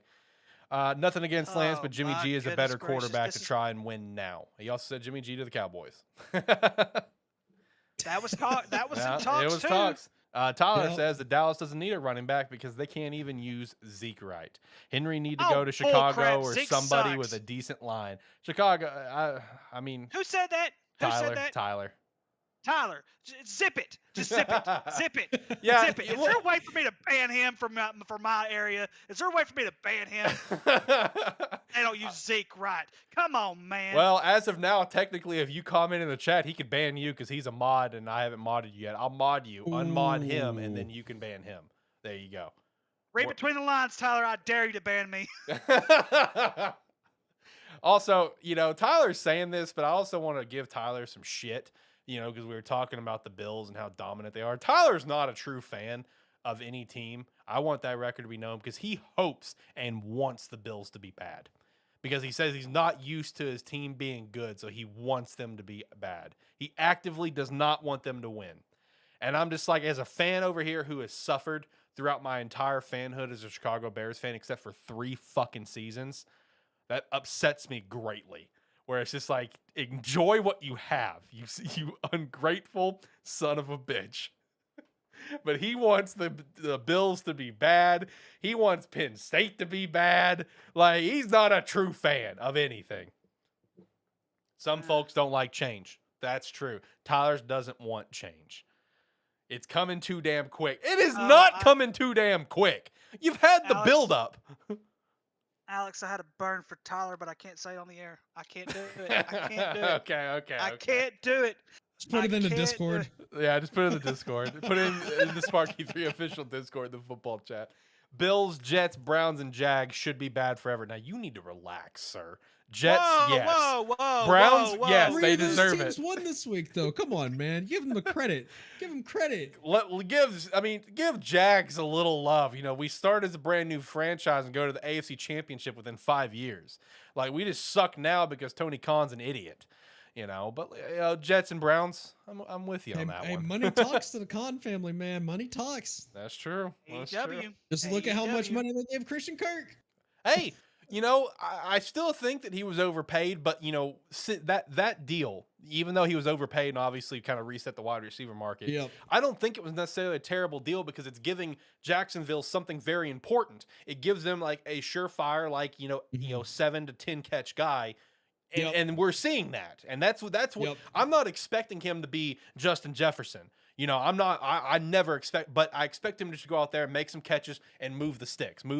And he's doing that. So I'm cool with that signing. I was cool with that at the time, even though I did think it was overpaid, but we had the money for it.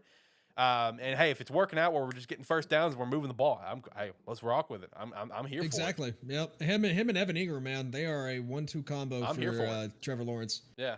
Now, only if Etienne would start stepping up, I would love that because he's also on one of my fantasy teams. But he's not doing much. But, we got Kirk, we got Ingram, Marvin Jones for some checkdowns every once in a while. So we got stuff working, but Etienne, not seeing that connection at the moment. James Robinson's been doing pretty good. So, yeah. I mean, that doesn't surprise me that Etienne's not getting as many touches. Which I still don't think we ever should have drafted Etienne in the first round anyway, but that was Urban Meyer, so it didn't shock me. It's Urban Meyer, which also shout out to everyone in college who wants Urban Meyer, like Nebraska fans, like, oh, we want Urban Meyer. I'm like, do you though? Like, I get he was a great college coach, but put him in college. Yeah, put him at any college university, he'll do great. He just was not made for the NFL. No, that was one of the biggest train wrecks I've ever seen, and it was just so much pain every single week. It's hard to be a Nick Saban and have success in both college and NFL. It's really hard. Yeah. Okay, so let's see. Looking at the NFL games, the only other one that I kind of want to shout something out on, because it looks like we've kind of KC and LA. That was a great game. Enjoyed watching that one. The rib injury to Herbert sucks, but I think that hopefully they'll bounce back. But the only one that I want to chat about is Texans and Broncos, because what the hell is going on in Denver, man? Like, I feel like Nathaniel Hackett is just like he's not figuring it out or something. I mean, there was one particular play they didn't have a damn punt returner on the field. They had to waste a timeout because they were all lined up for punt position. Texans are about to punt. They didn't have a damn punt returner on the field. Like, what is going on in Denver, man? Like, Russ is not cooking. 14 for 31, 219, 1 TD. I tried to tell y'all weeks ago. Russell Wilson is not that guy anymore. He hasn't been for a long time, even going to a brand new team. I told you and I told Shade, that is a $250 million, whatever the heck it is they decided to pay him, was a huge mistake. and having Russell Wilson's not that guy. He's just not. I hope he proves me wrong. But week 1 and week 2, lost to Seattle to Still a Geno baffles me. Smith quarterback Still who had never in his entire career started in week 1 until he beat Russell Wilson on Seattle's field. And then what happened? Seattle gets depleted which Geno played okay. He didn't have the downfield passes like he did in week 1. But then you look at Russell Wilson. He's the same Russell Wilson we've seen for the last couple of years. Right. Geno grabbing some cheek there at the end of the game too. I don't know if you guys saw that. Yeah. Give me some sugar, baby. Yeah, grabbing some big cheek, man. This is what happens when you give so much talent to a coach who has never coached in the NFL as a head coach. Yeah, has never coached. And as a play caller. He wasn't the play caller in Green Bay. Exactly. I think it's giving him too much sugar at once. Way too much. Well, I think one of the things, Jacob, that they were counting on when Nathaniel Hackett came was that they were going to get Aaron Rodgers. I think that was plan A, was Aaron Rodgers. Because if Aaron Rodgers were there, we're talking about a totally different playmaker. True. We're talking about a totally different set. So Nathaniel Hackett, that's what he's used to, an Aaron Rodgers type quarterback, and instead he's just kind of dropping the ball just a little bit, and it's going to take them a while to figure out. Which, here's the thing: in the NFL, you're going to win. You're going to win when you're not supposed to. You're going to lose when you're not supposed to. It's just part of it. But the fact is, we have seen no improvement between week 1 and week 2 when it came to the Denver Broncos, and it's the same thing I said weeks ago. Russell Wilson's just not the guy anymore. I don't understand why everybody sees Russell Wilson as this great quarterback. He's not a great quarterback. He's just not. He's not the answer. Now you paid him all this money, and instead of going out and getting talent to surround somebody, you've got to stick with him.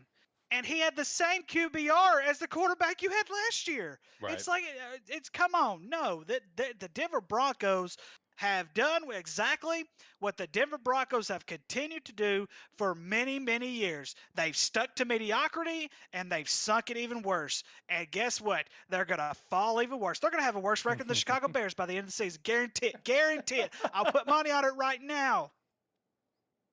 Denver's not only going to be last in their division, they may be last. I definitely agree. By too long. I definitely agree they're going to be last in the division. I had that coming into this year. I think it's good.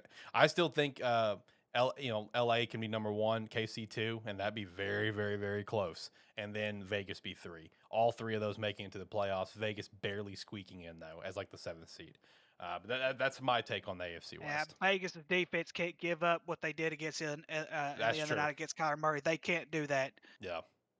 See, this might be a hot take and a half right here, but I think this Denver Broncos team would be better than they are now if they would have kept Teddy Bridgewater.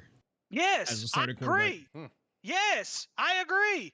He would have been perfect for this. No, instead you're going to choose. I mean, even that's the thing. Even Teddy Bridgewater, I mean, he was one of those guys who never really got that legitimate shot. It was more of here's a little bit of leftover. Let's just see what you do with this. But when our starter comes back, you suck. We're going to kick you out no matter where you decide to go to. So no, yeah, I agree. That's not a hot take for me at all. I said it before. Russell Wilson's a mediocre quarterback. It's plain and simple. He's proven it. I respect the fact that he won a Super Bowl. Should have won 2 of them. He should have. 1,000,000%. But I mean, instead of handing it to your one of the best running backs we've seen in the NFL in a long time, in Marshawn Lynch, Pete Carroll says, "Why don't you just pass the ball in that packed up middle right there?" Make no sense to me whatsoever. But yes, to me that's perfect, Jacob. That is perfectly well said, done. Teddy Bridgewater goes back to the Denver Broncos right now. Get rid of Russell Wilson. It's over. Done. Said and done. Over. Honestly, even give me Drew Lock over Russell Wilson at this point. Yes, because it's Drew Lock had the same QBR rating as what Russell Wilson did last season. The same QBR. It was like 86 point something, which is not great, but but at least Drew Lock can, he can actually play a true quarterback position other than like Russell Wilson. I mean, I don't understand it. I don't understand why they gave him all the money. I understand he's a big name, but he's not a big player. That's just all there is to it. Those are some interesting takes. I'm here for it. I like it. They're better off. Hey, here, I'm going to go on record saying that they'd have been better off with Tim Tebow than what they would with Russell Wilson. Let's calm down on that one. Let's calm down on that one. Tebow did take them to the playoffs. Yeah, I know, and he won a playoff game. Hey. But he also had like 46% completion in his career. So, I mean, I'm just saying. Steve, no. Steve They agrees with wouldn't you bring guys, him on though. as a quarterback. They'd bring him on as a tight end. Oh, right. Yeah, Okay. yeah. Gotcha. See, Jacob gets where I'm coming with. Yeah, are you guys even to the point where you're going to think that like that Kendall Hinton, whatever, that started a quarterback and emergency quarterback last year, they're better off with him too? Yeah, the replacement. It's time to get the movie The Replacements going. Replace everybody from the Denver Broncos. Just replace them all. Or if they had a running back like Henry, Steve said. Steve also agrees with you guys on Teddy Bridgewater. Todd's in 100%. Tyler also said earlier, 2 weeks I'll have to defend myself like Floyd Money Mayweather and explain why I don't want Buffalo or Penn State to actually win something. Tyler, just shut the fuck up. You're not a true fan. Turn in your fan card for every team. I don't want to hear sports out of your mouth ever again. Tyler, I've had a headache for 3 straight days, man, and you're just making it even worse. You're making it even worse, man. I don't understand this. I don't understand. Why do you want to suffer? Do you see what me and Jacob have to go through year in, year out? Or and me? Suffer with the Dallas Cowboys and Alex with the Chicago Bears? Why are we fans of shitty teams, people? Why? Why can't we just get one playoff win? One Super Bowl, please? Why? Oh, man. He also then went on another, Davis Mills rant. I deleted one of the messages because I don't want that in the chat. I have some BC cherry that you can have. All right, there you go. There's your BC cherry right there, Tyler. You know what? BC cherry right there. All right, yeah. All right. All right. Any other games that I missed? Are we good? Are we ready to hit picks now? Tampa Bay, New Orleans. We didn't talk about Tampa Bay, New Orleans, but who gives a shit? Yeah. Who cares? All right, let's look at standings real quick for NFL. Tyler is on top, and he's really trying to flaunt that. But I mean, I'm letting him have his moment before I have Zach curse him. Or if he continues to really flaunt it and throw some long neck stuff, I'll just change all of his picks and make him go, winless. I mean, I have the power to do that. So I mean, test me, Tyler. Put long neck in that chat one more time and see what happens to you on the leaderboard, my friend. But no, he is at the top right now, 32-13. Steve coming in second at 28-17. And we have multiple people, including myself, Ricky, and Shane, all at 27-18. Jacob, you're at 25-20. Brady at 22 and 23, and I'm not even counting the other guy anymore because he didn't put the picks in. So obviously he's last. So my guy Brady coming in dead last right now. That's unfortunate. So that is for college football standings. Let's go ahead and start hitting some picks here as well, which I do have some music that I can play like the old days. All I did was take the stream starting music and just threw it on the board here. I don't think you guys can hear it, but I can, and I guess that's what matters. But so can the other people, and that's also what matters, is that other people can hear it. All right, so I'm hitting the music. We can get through some picks here. Let me pull them up. We got more games this week than normal. We're going away from the 15-pick formula. I've actually got 20 games. I just threw on some extra to just kind of round it off here. But we got some pretty good games this week. I'm really excited for it. So let's start going down the list. Starting off with Coastal Carolina and Georgia State. The undefeated Coastal Carolina versus the completely defeated Georgia State. But this is a very close line right now. It's Georgia State plus 2.5, and Georgia State is even favored on the ESPN Power Index with like a 53% chance to win. Pretty, Georgia State may be defeated, yes, but it's been some. Look at their losses. So who you guys got in this one? Georgia State just lost to Charlotte. That's a really, really bad loss. Like that's terrible. That's really. Yeah, that's really not very good at all. Coastal Carolina is not the team that they have been. We've seen them. We've seen them. Of course, they squeaked by Army, Gardner Webb, and Buffalo. They really haven't had a tough schedule. Would not surprise me if Georgia State wins this football game, though. It would not surprise me one bit. I'm gonna roll the dice and say Georgia State gets their first win. Okay, I'm gonna rock Coastal Carolina. I like it. I like it. Let's go Panthers. I picked this game for a reason to be on the docket. I think Coastal Carolina is going to be knocked down a few pegs. Nice. All right. Next up, West Virginia hitting up Virginia Tech. West Virginia has had some moments of flashes. They haven't looked super great. Virginia Tech they're working on it. How are we feeling about this one? This little rivalry coming back. West Virginia hasn't played the Virginia teams in quite some time, so this is nice to see.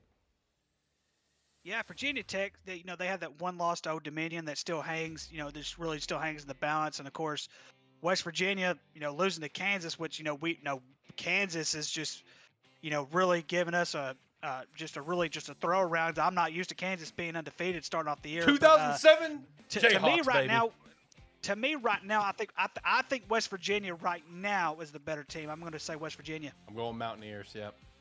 Yep, let's go Mountaineers. And since we chat about it, Duke and Kansas, let's go Jayhawks, baby. We are not the same Jayhawks. Let's go. I'm going to ride with this team all year long. I always pick out one random team that I just kind of ride with, and this is going to be my team this year. Last year, I think it was Virginia and someone else, but I don't remember who. But this year, it's me, Kansas. Let's go. Usually, I ride with Duke because when was this? I think it was it 2 or 3 years ago, maybe 4 years ago when they played in the ACC championship game. It just came out of nowhere. But I think Kansas wins this game. Duke has usually had Kansas's number in basketball, and I think they will have their number in football. Blue Devils is going to win this one. Ooh, okay. That's respectable. That's respectable. Next up, Minnesota and Michigan State. How we feeling, boys? Michigan State, I mean, they had one bad game. They're back at home this week. Minnesota, you never really know when it comes to Minnesota. That's true. You never know.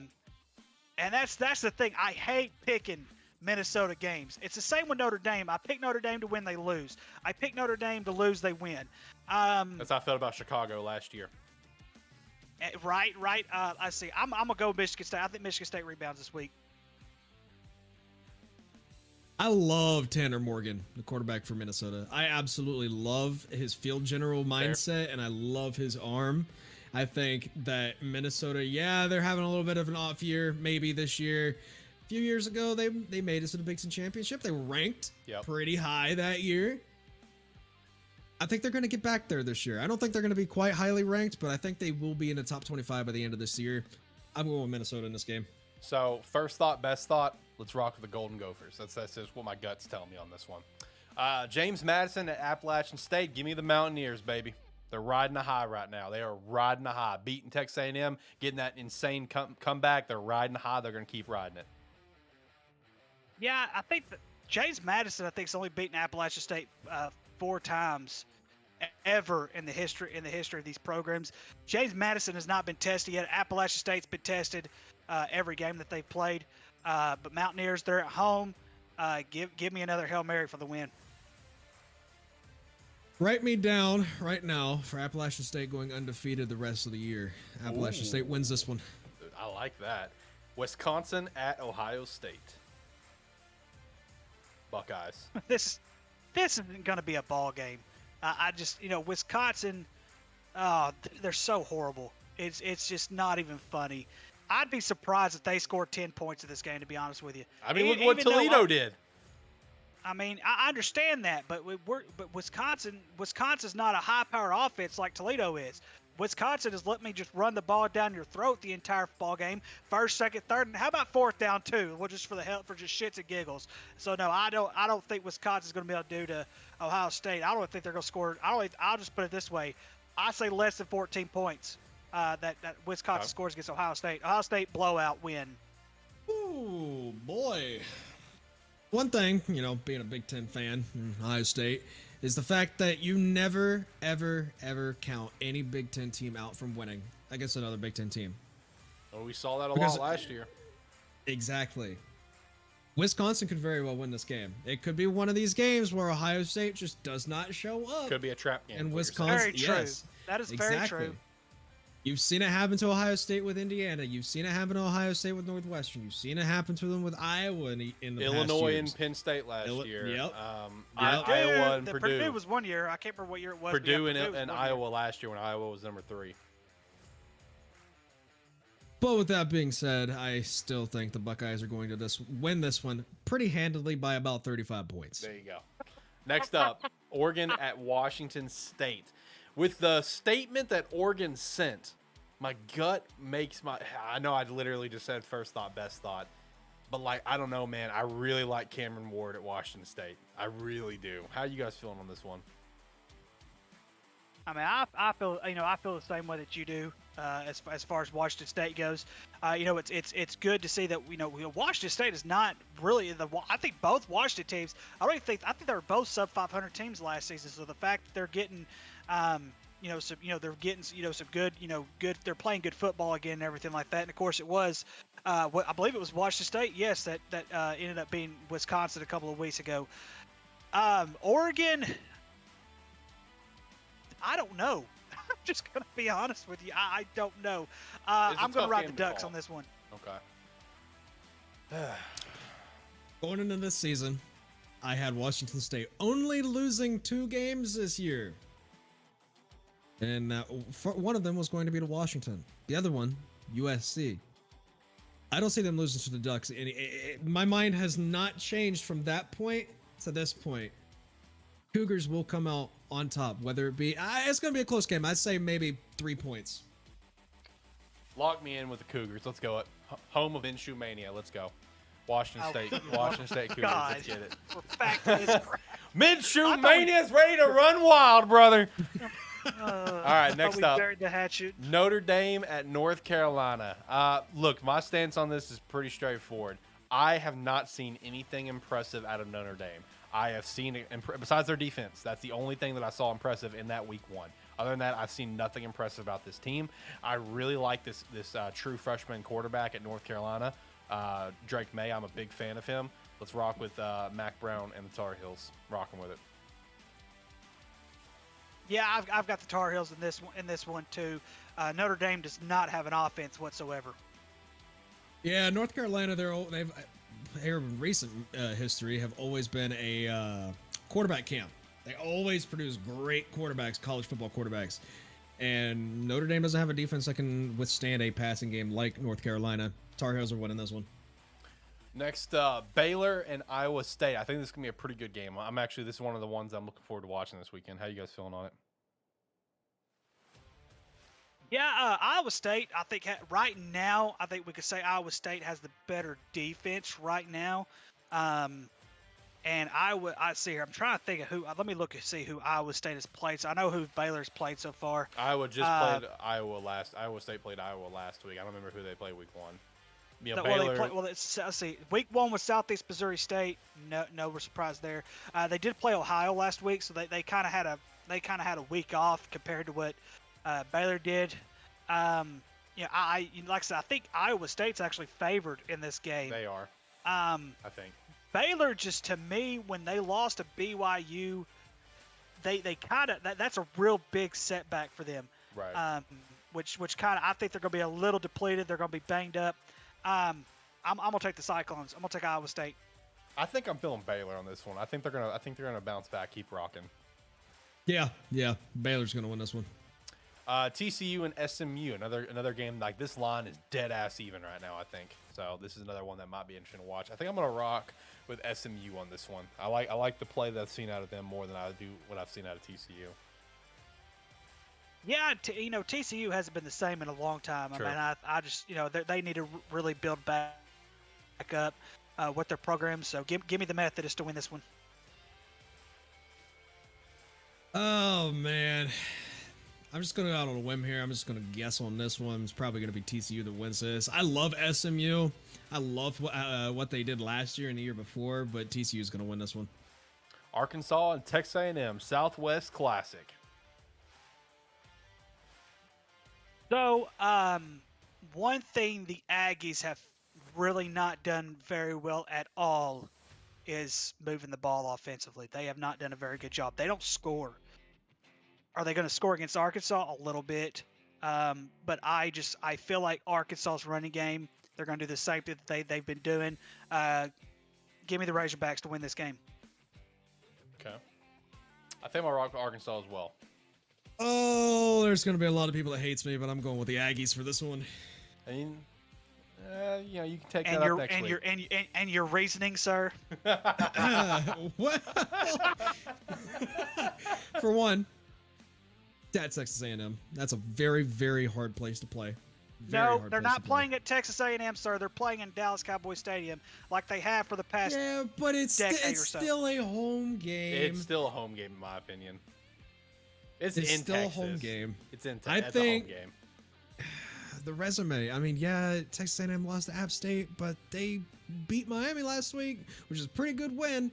And Arkansas doesn't really have a signature win yet. Cincinnati's I'll not a take the signature win. Aggies. Cincinnati's not a signature win for you. Not with the amount of people they lost in the offseason, no. That's a fair But argument, though. But they still look pretty good. All right.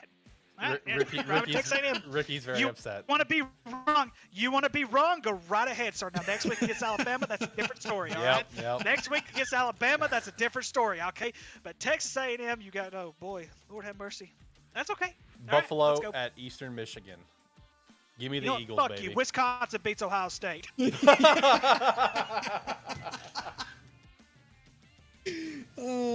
I'm sorry. What was the next game? Buffalo at Eastern Michigan. Give me the Eagles. Man, both these Mac teams game. are sorry. Both these teams are sorry, but Eastern Michigan wins this game. Eastern Michigan just got that dub on Arizona State that got Herm Edwards fired. Yeah. Arizona State's the Vanderbilt of the Pac-12. They're horrible. Buffalo's only lost one game by more than a one score. Buffalo is such a good team, but they're 0-3. I think they're probably one of the better 0-3 teams in the country. Like Georgia State. Yep. I'm taking Buffalo on this one. I like it. I like it. So, Ricky, who'd you say you were picking? Eastern Michigan. Okay. Texas at Texas Tech. I want to pick Texas Tech, but I don't know. A safer pick is obviously Texas. Yeah. According to Tyler, Texas is back. The safer pick is definitely Texas. Texas Tech. Of course, they lost last week. Yeah, I hate Texas. I hate them so much. But this isn't about feelings. This is about who I think is going to win the game. Give me Texas. Yeah, Texas has a better resume. That loss on their record is way more impressive than the loss that Texas Tech has had against NC State. Give me Texas. I'm going to go with Texas, but it will not shock me if Tech wins.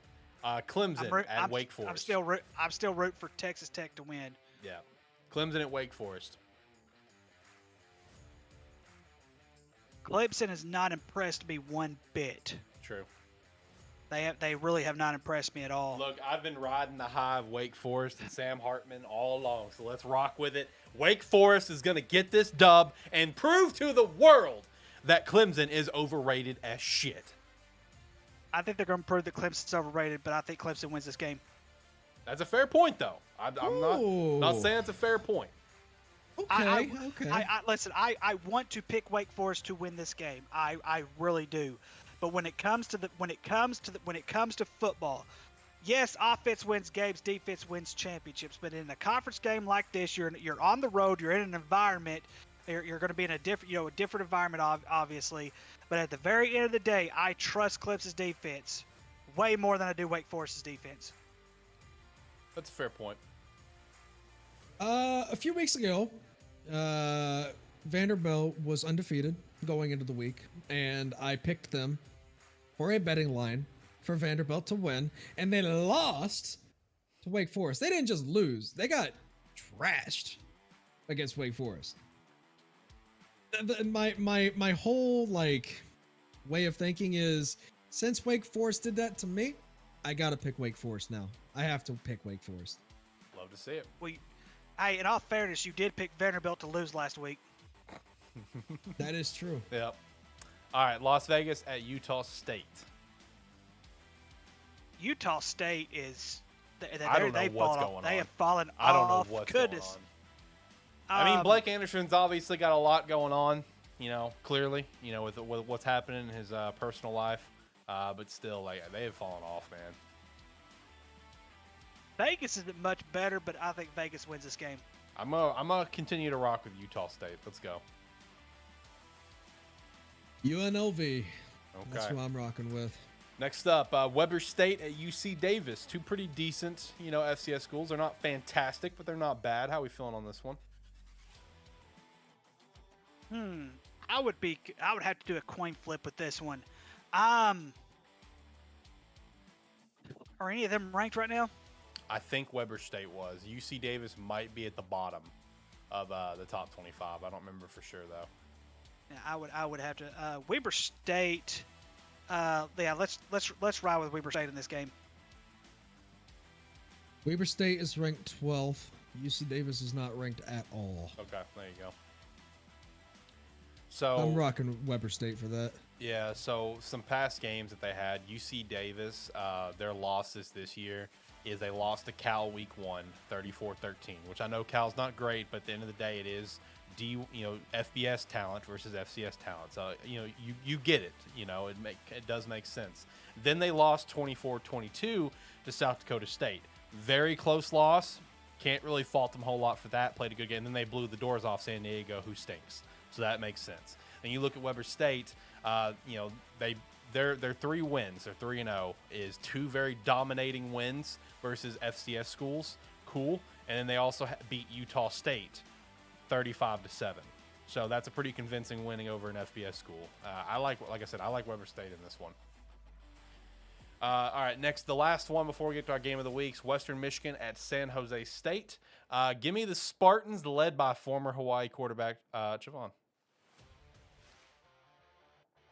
Yeah, let's see here. Western Michigan, I think they've played 2 ranked teams so far. Defensively, they've been okay. San Jose State, I believe they're 1-1. Yeah, they lost to Auburn a couple of weeks ago, and Auburn just wasn't that great. But they did play okay. Give me San Jose State. I'll take the Spartans. Like it. I'm rocking with the Western Michigan team. Like it. I like it. All right, FCS game of the week. It's a no-brainer.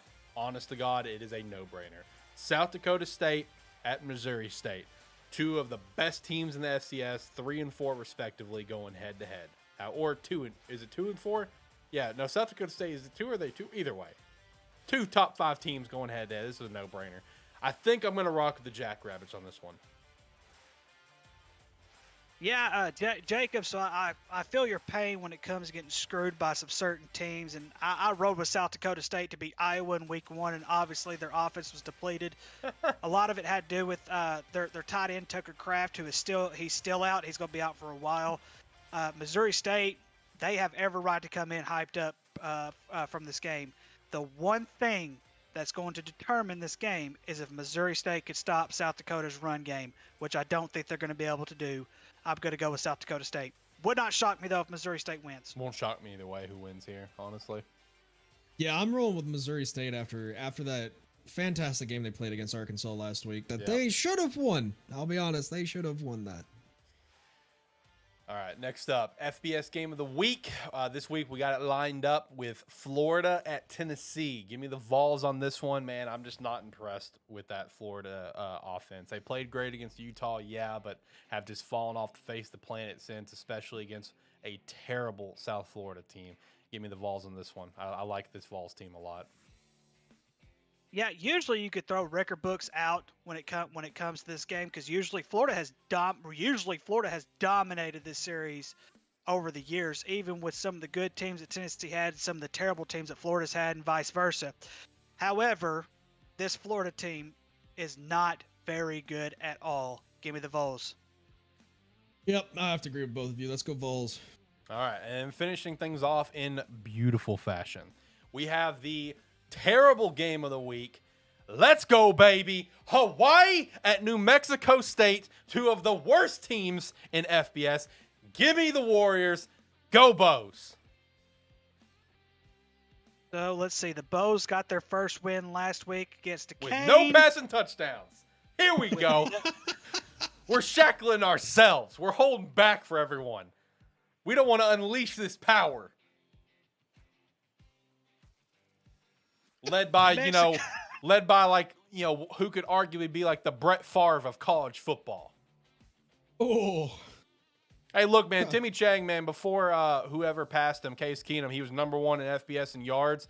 But on the flip side, he was also #1 in the FBS and career interceptions. He's the Brett Favre of college football, baby. Let's go. Taking New Mexico State. Oh, man, come on. Nah, I'm not picking Hawaii 2 weeks in a row. It's not going to happen. Oh, come on, man. Yeah, looking at New Mexico State's who they played last. I mean, they played 2 Big Ten teams and lost handedly.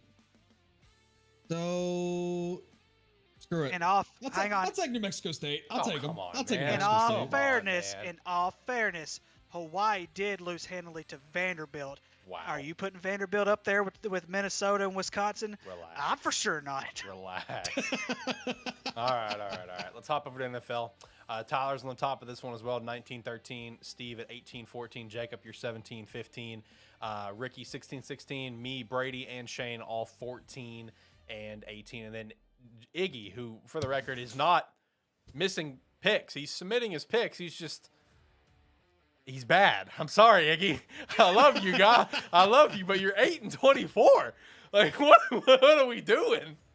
I love you, my guy, but you're gonna have a climb. Let's to put it lightly. You're gonna have a climb. All right, let's run through some NFL picks. Get out of here because I'm hungry. All right, starting things off. Thursday Night Football. Pittsburgh at Cleveland. Pittsburgh came off that loss to New England. Cleveland obviously had their loss with Brownie the Elf on the field losing to the Jets in hilarious fashion. I think I'm going to rock with the Steelers on this. I think the Steelers and Mike Tomlin still get the Browns number. I disagree. I've got Cleveland. Okay. Yeah, I got Cleveland too. Next up, Las Vegas and Tennessee. Both teams 0-2. Tennessee's not showing me shit. Vegas at least showed me a little something, even though their defense let stuff up. The bottom line is Vegas is a better offense, so give me Vegas on this one. Yeah, and I'm really kind of surprised Vegas started off 0-2. That just I did not see that happening whatsoever. They will not start 0-3. They'll beat Tennessee. Okay. We're going to say the exact opposite. Tennessee will not start 0-3. Tennessee's winning this one. Okay. Cincinnati and the Jets.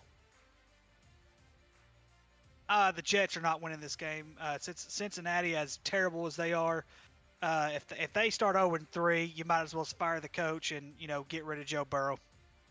Whoa! I think he's just plugging that because I think he's trying to get Joe Burrow down in Dallas. No. Another glass quarterback. Congratulations. Hey, at least he made it to the Super Bowl his That's fair. second season. Goodness gracious. I want to pick the Jets here so bad.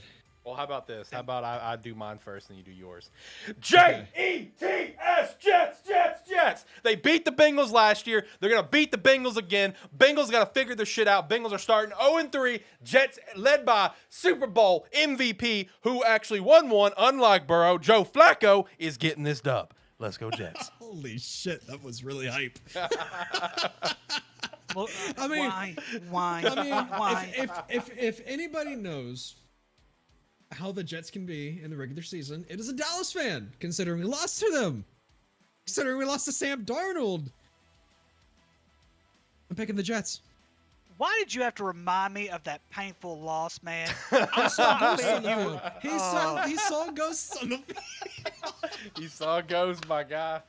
All right, next up. Remind me, it's the pain, the misery. Life of Cowboys fan. Next up, a phenomenal game. Buffalo and Miami. Look, man, at this point, I'm not betting against the Bills. The Bills are the Bills. Give me the Bills. It's going to be a good game, but give me the Bills. Yeah, I like the comeback Miami had the other day, but right now Buffalo is just they're on a different planet right now with the way that they're playing. And Buffalo's defense is way better than Miami's defense is right now. Would not shock me if they did split the series, but right now, no, I'm sticking with Buffalo. They will split the series, but it'll be the the away teams that win this. Okay. Buffalo wins this one. Philadelphia and Washington. Give me the Eagles. Yeah, give me the Eagles. They've been a little bit more consistent the past couple of weeks. I know this is the NFL and anything can happen in the NFL, but right now the Eagles are the better team. I threw out a statistic earlier today that Carson Wentz, I think, is either number 2 or number 3 in the passing yards for the league. Give me Washington. Ooh, spicy. I like it. KC and Indy. Give me KC. no brainer. KC. Yeah. Houston at Chicago.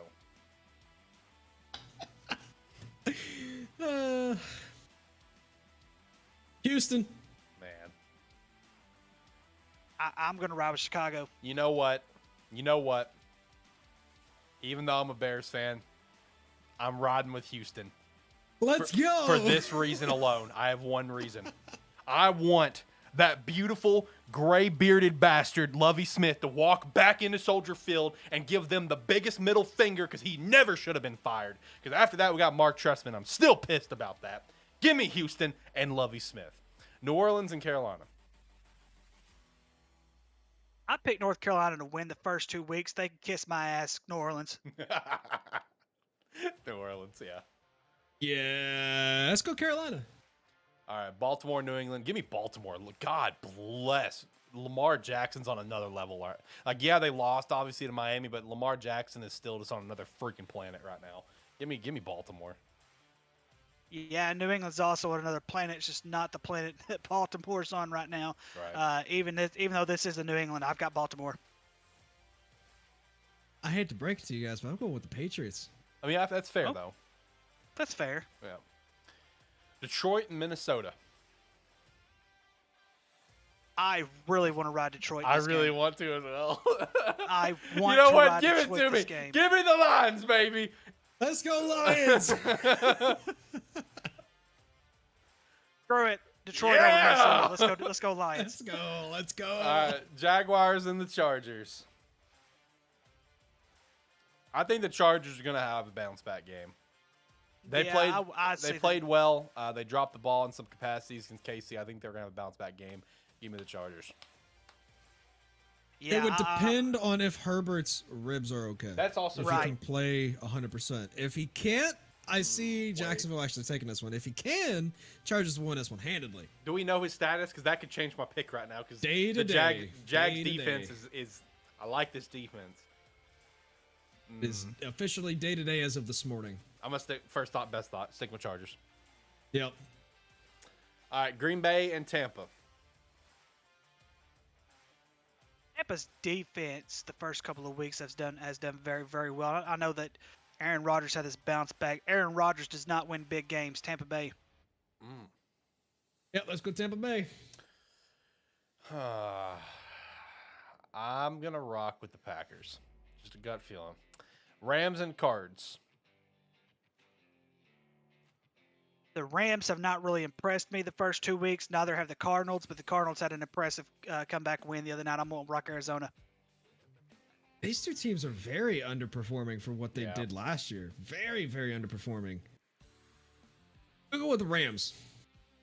Give me the Cards. All right, next up, the Battle of the Sucks. Falcons and Seahawks. But you know what? Falcons hasn't looked terrible the first 2 weeks. They can't close a game to save their life, but they haven't looked bad. I think that's traditional Atlanta, though. Yeah, I mean, that's traditional Atlanta. Yeah. Give me the Falcons. I really think Seattle's just going to be terrible all year. I'm gonna ride that boat all year long. Give me the Falcons. Yeah, but I think one thing we'll notice that Seattle's going to beat teams they're not supposed to beat, but this week Atlanta's going to beat them. Yeah, Atlanta just has better weapons. I mean, Cordell Patterson, Drake London, they just have a better team than Seattle. Let's go Atlanta. Yeah, Kyle Pitts as well. I love Kyle Pitts. No, it's just because they barely ever use him. That's fair. That's fair.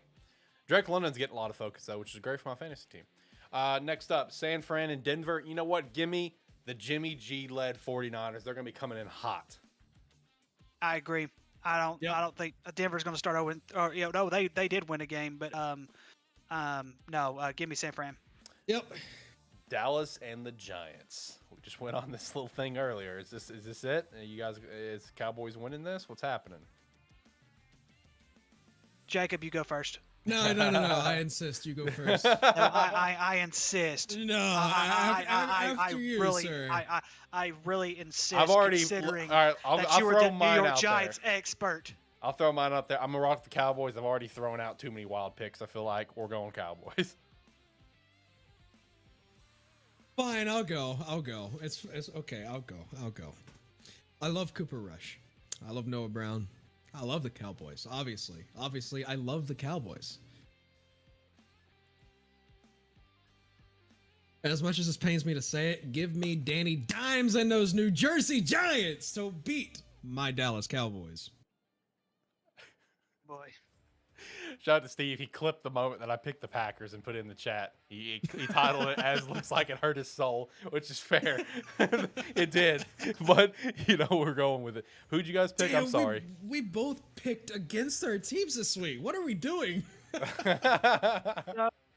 As much as I love this Cooper Rush comeback, I really do. I'm going to agree with Jacob. Giants get it done. Oh, okay. I'm going to agree with Jacob. Giants get it done.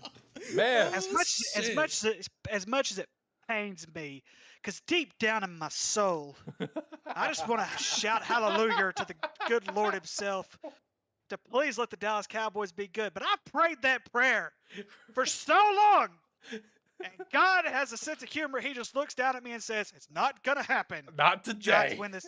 Giants start off 3-0. Oh man, that's funny. All right, I feel like that gets to the end of the show here. I feel like we hit everything pretty well. We talked about a lot today. Great episode, great conversations, great reactions. Loved it. So boys, anything else you want to chat about? If not, I'll hit the music and we'll work our way out of here. Let's hit the music. Let's head out. Let's hear it. All right, boys. Last thoughts. Shout them out. I hate Ohio State. It's gonna suck when Arkansas loses this week. What if we both lose? If we both lose this week, I can't wait for Tuesday. This is what we're gonna do next week, Alex. Me and Jacob are gonna be like this, and we both suck again. Why? I can't wait for Tuesday. I can't wait for Tuesday after the Cowboys lose, Arkansas loses, Ohio State loses. It's gonna be the Bengals lose to the Jets. Dude. I can't wait. Oh man, I can't wait. Oh my soul, man. I can't wait. Let's go. I'm hurting as it is, man. I'm hurting as it is. I want to throw up after you just said that. Oh. You know what? I'm not even doing the chat with you. I'm not even doing the. It's a terrible football. You know what? I'm done. I love you guys. I'll see y'all later. I'm hurt. I'll see you never. Done. He says. I love you guys. I'll see y'all next. Oh man. Oh, that was great. Shout out to Ricky. Great episode. Shout out to Shane as well, who couldn't make it. Hopefully he'll be back next week. Make sure to check us out on our website, SparkE3.com. You sign up for free. You sign up $5 a month. We definitely appreciate that. As well as like this live stream or video if you're watching after the fact, or follow on one of the many audio platforms that we're on. Subscribe to the channel. Be a friend. Tell a friend, of course. Check out all the sponsors down below. Join the Discord, and you can come chat with us every single week about all the wonderful games. Got a big weekend ahead of games. Can't wait to jump into it. But I guess with that said, we can go ahead and officially get out of here because I'm hungry. It's time for some food. Absolutely. Thank you so much for listening to A Terrible Football Show. See you next week.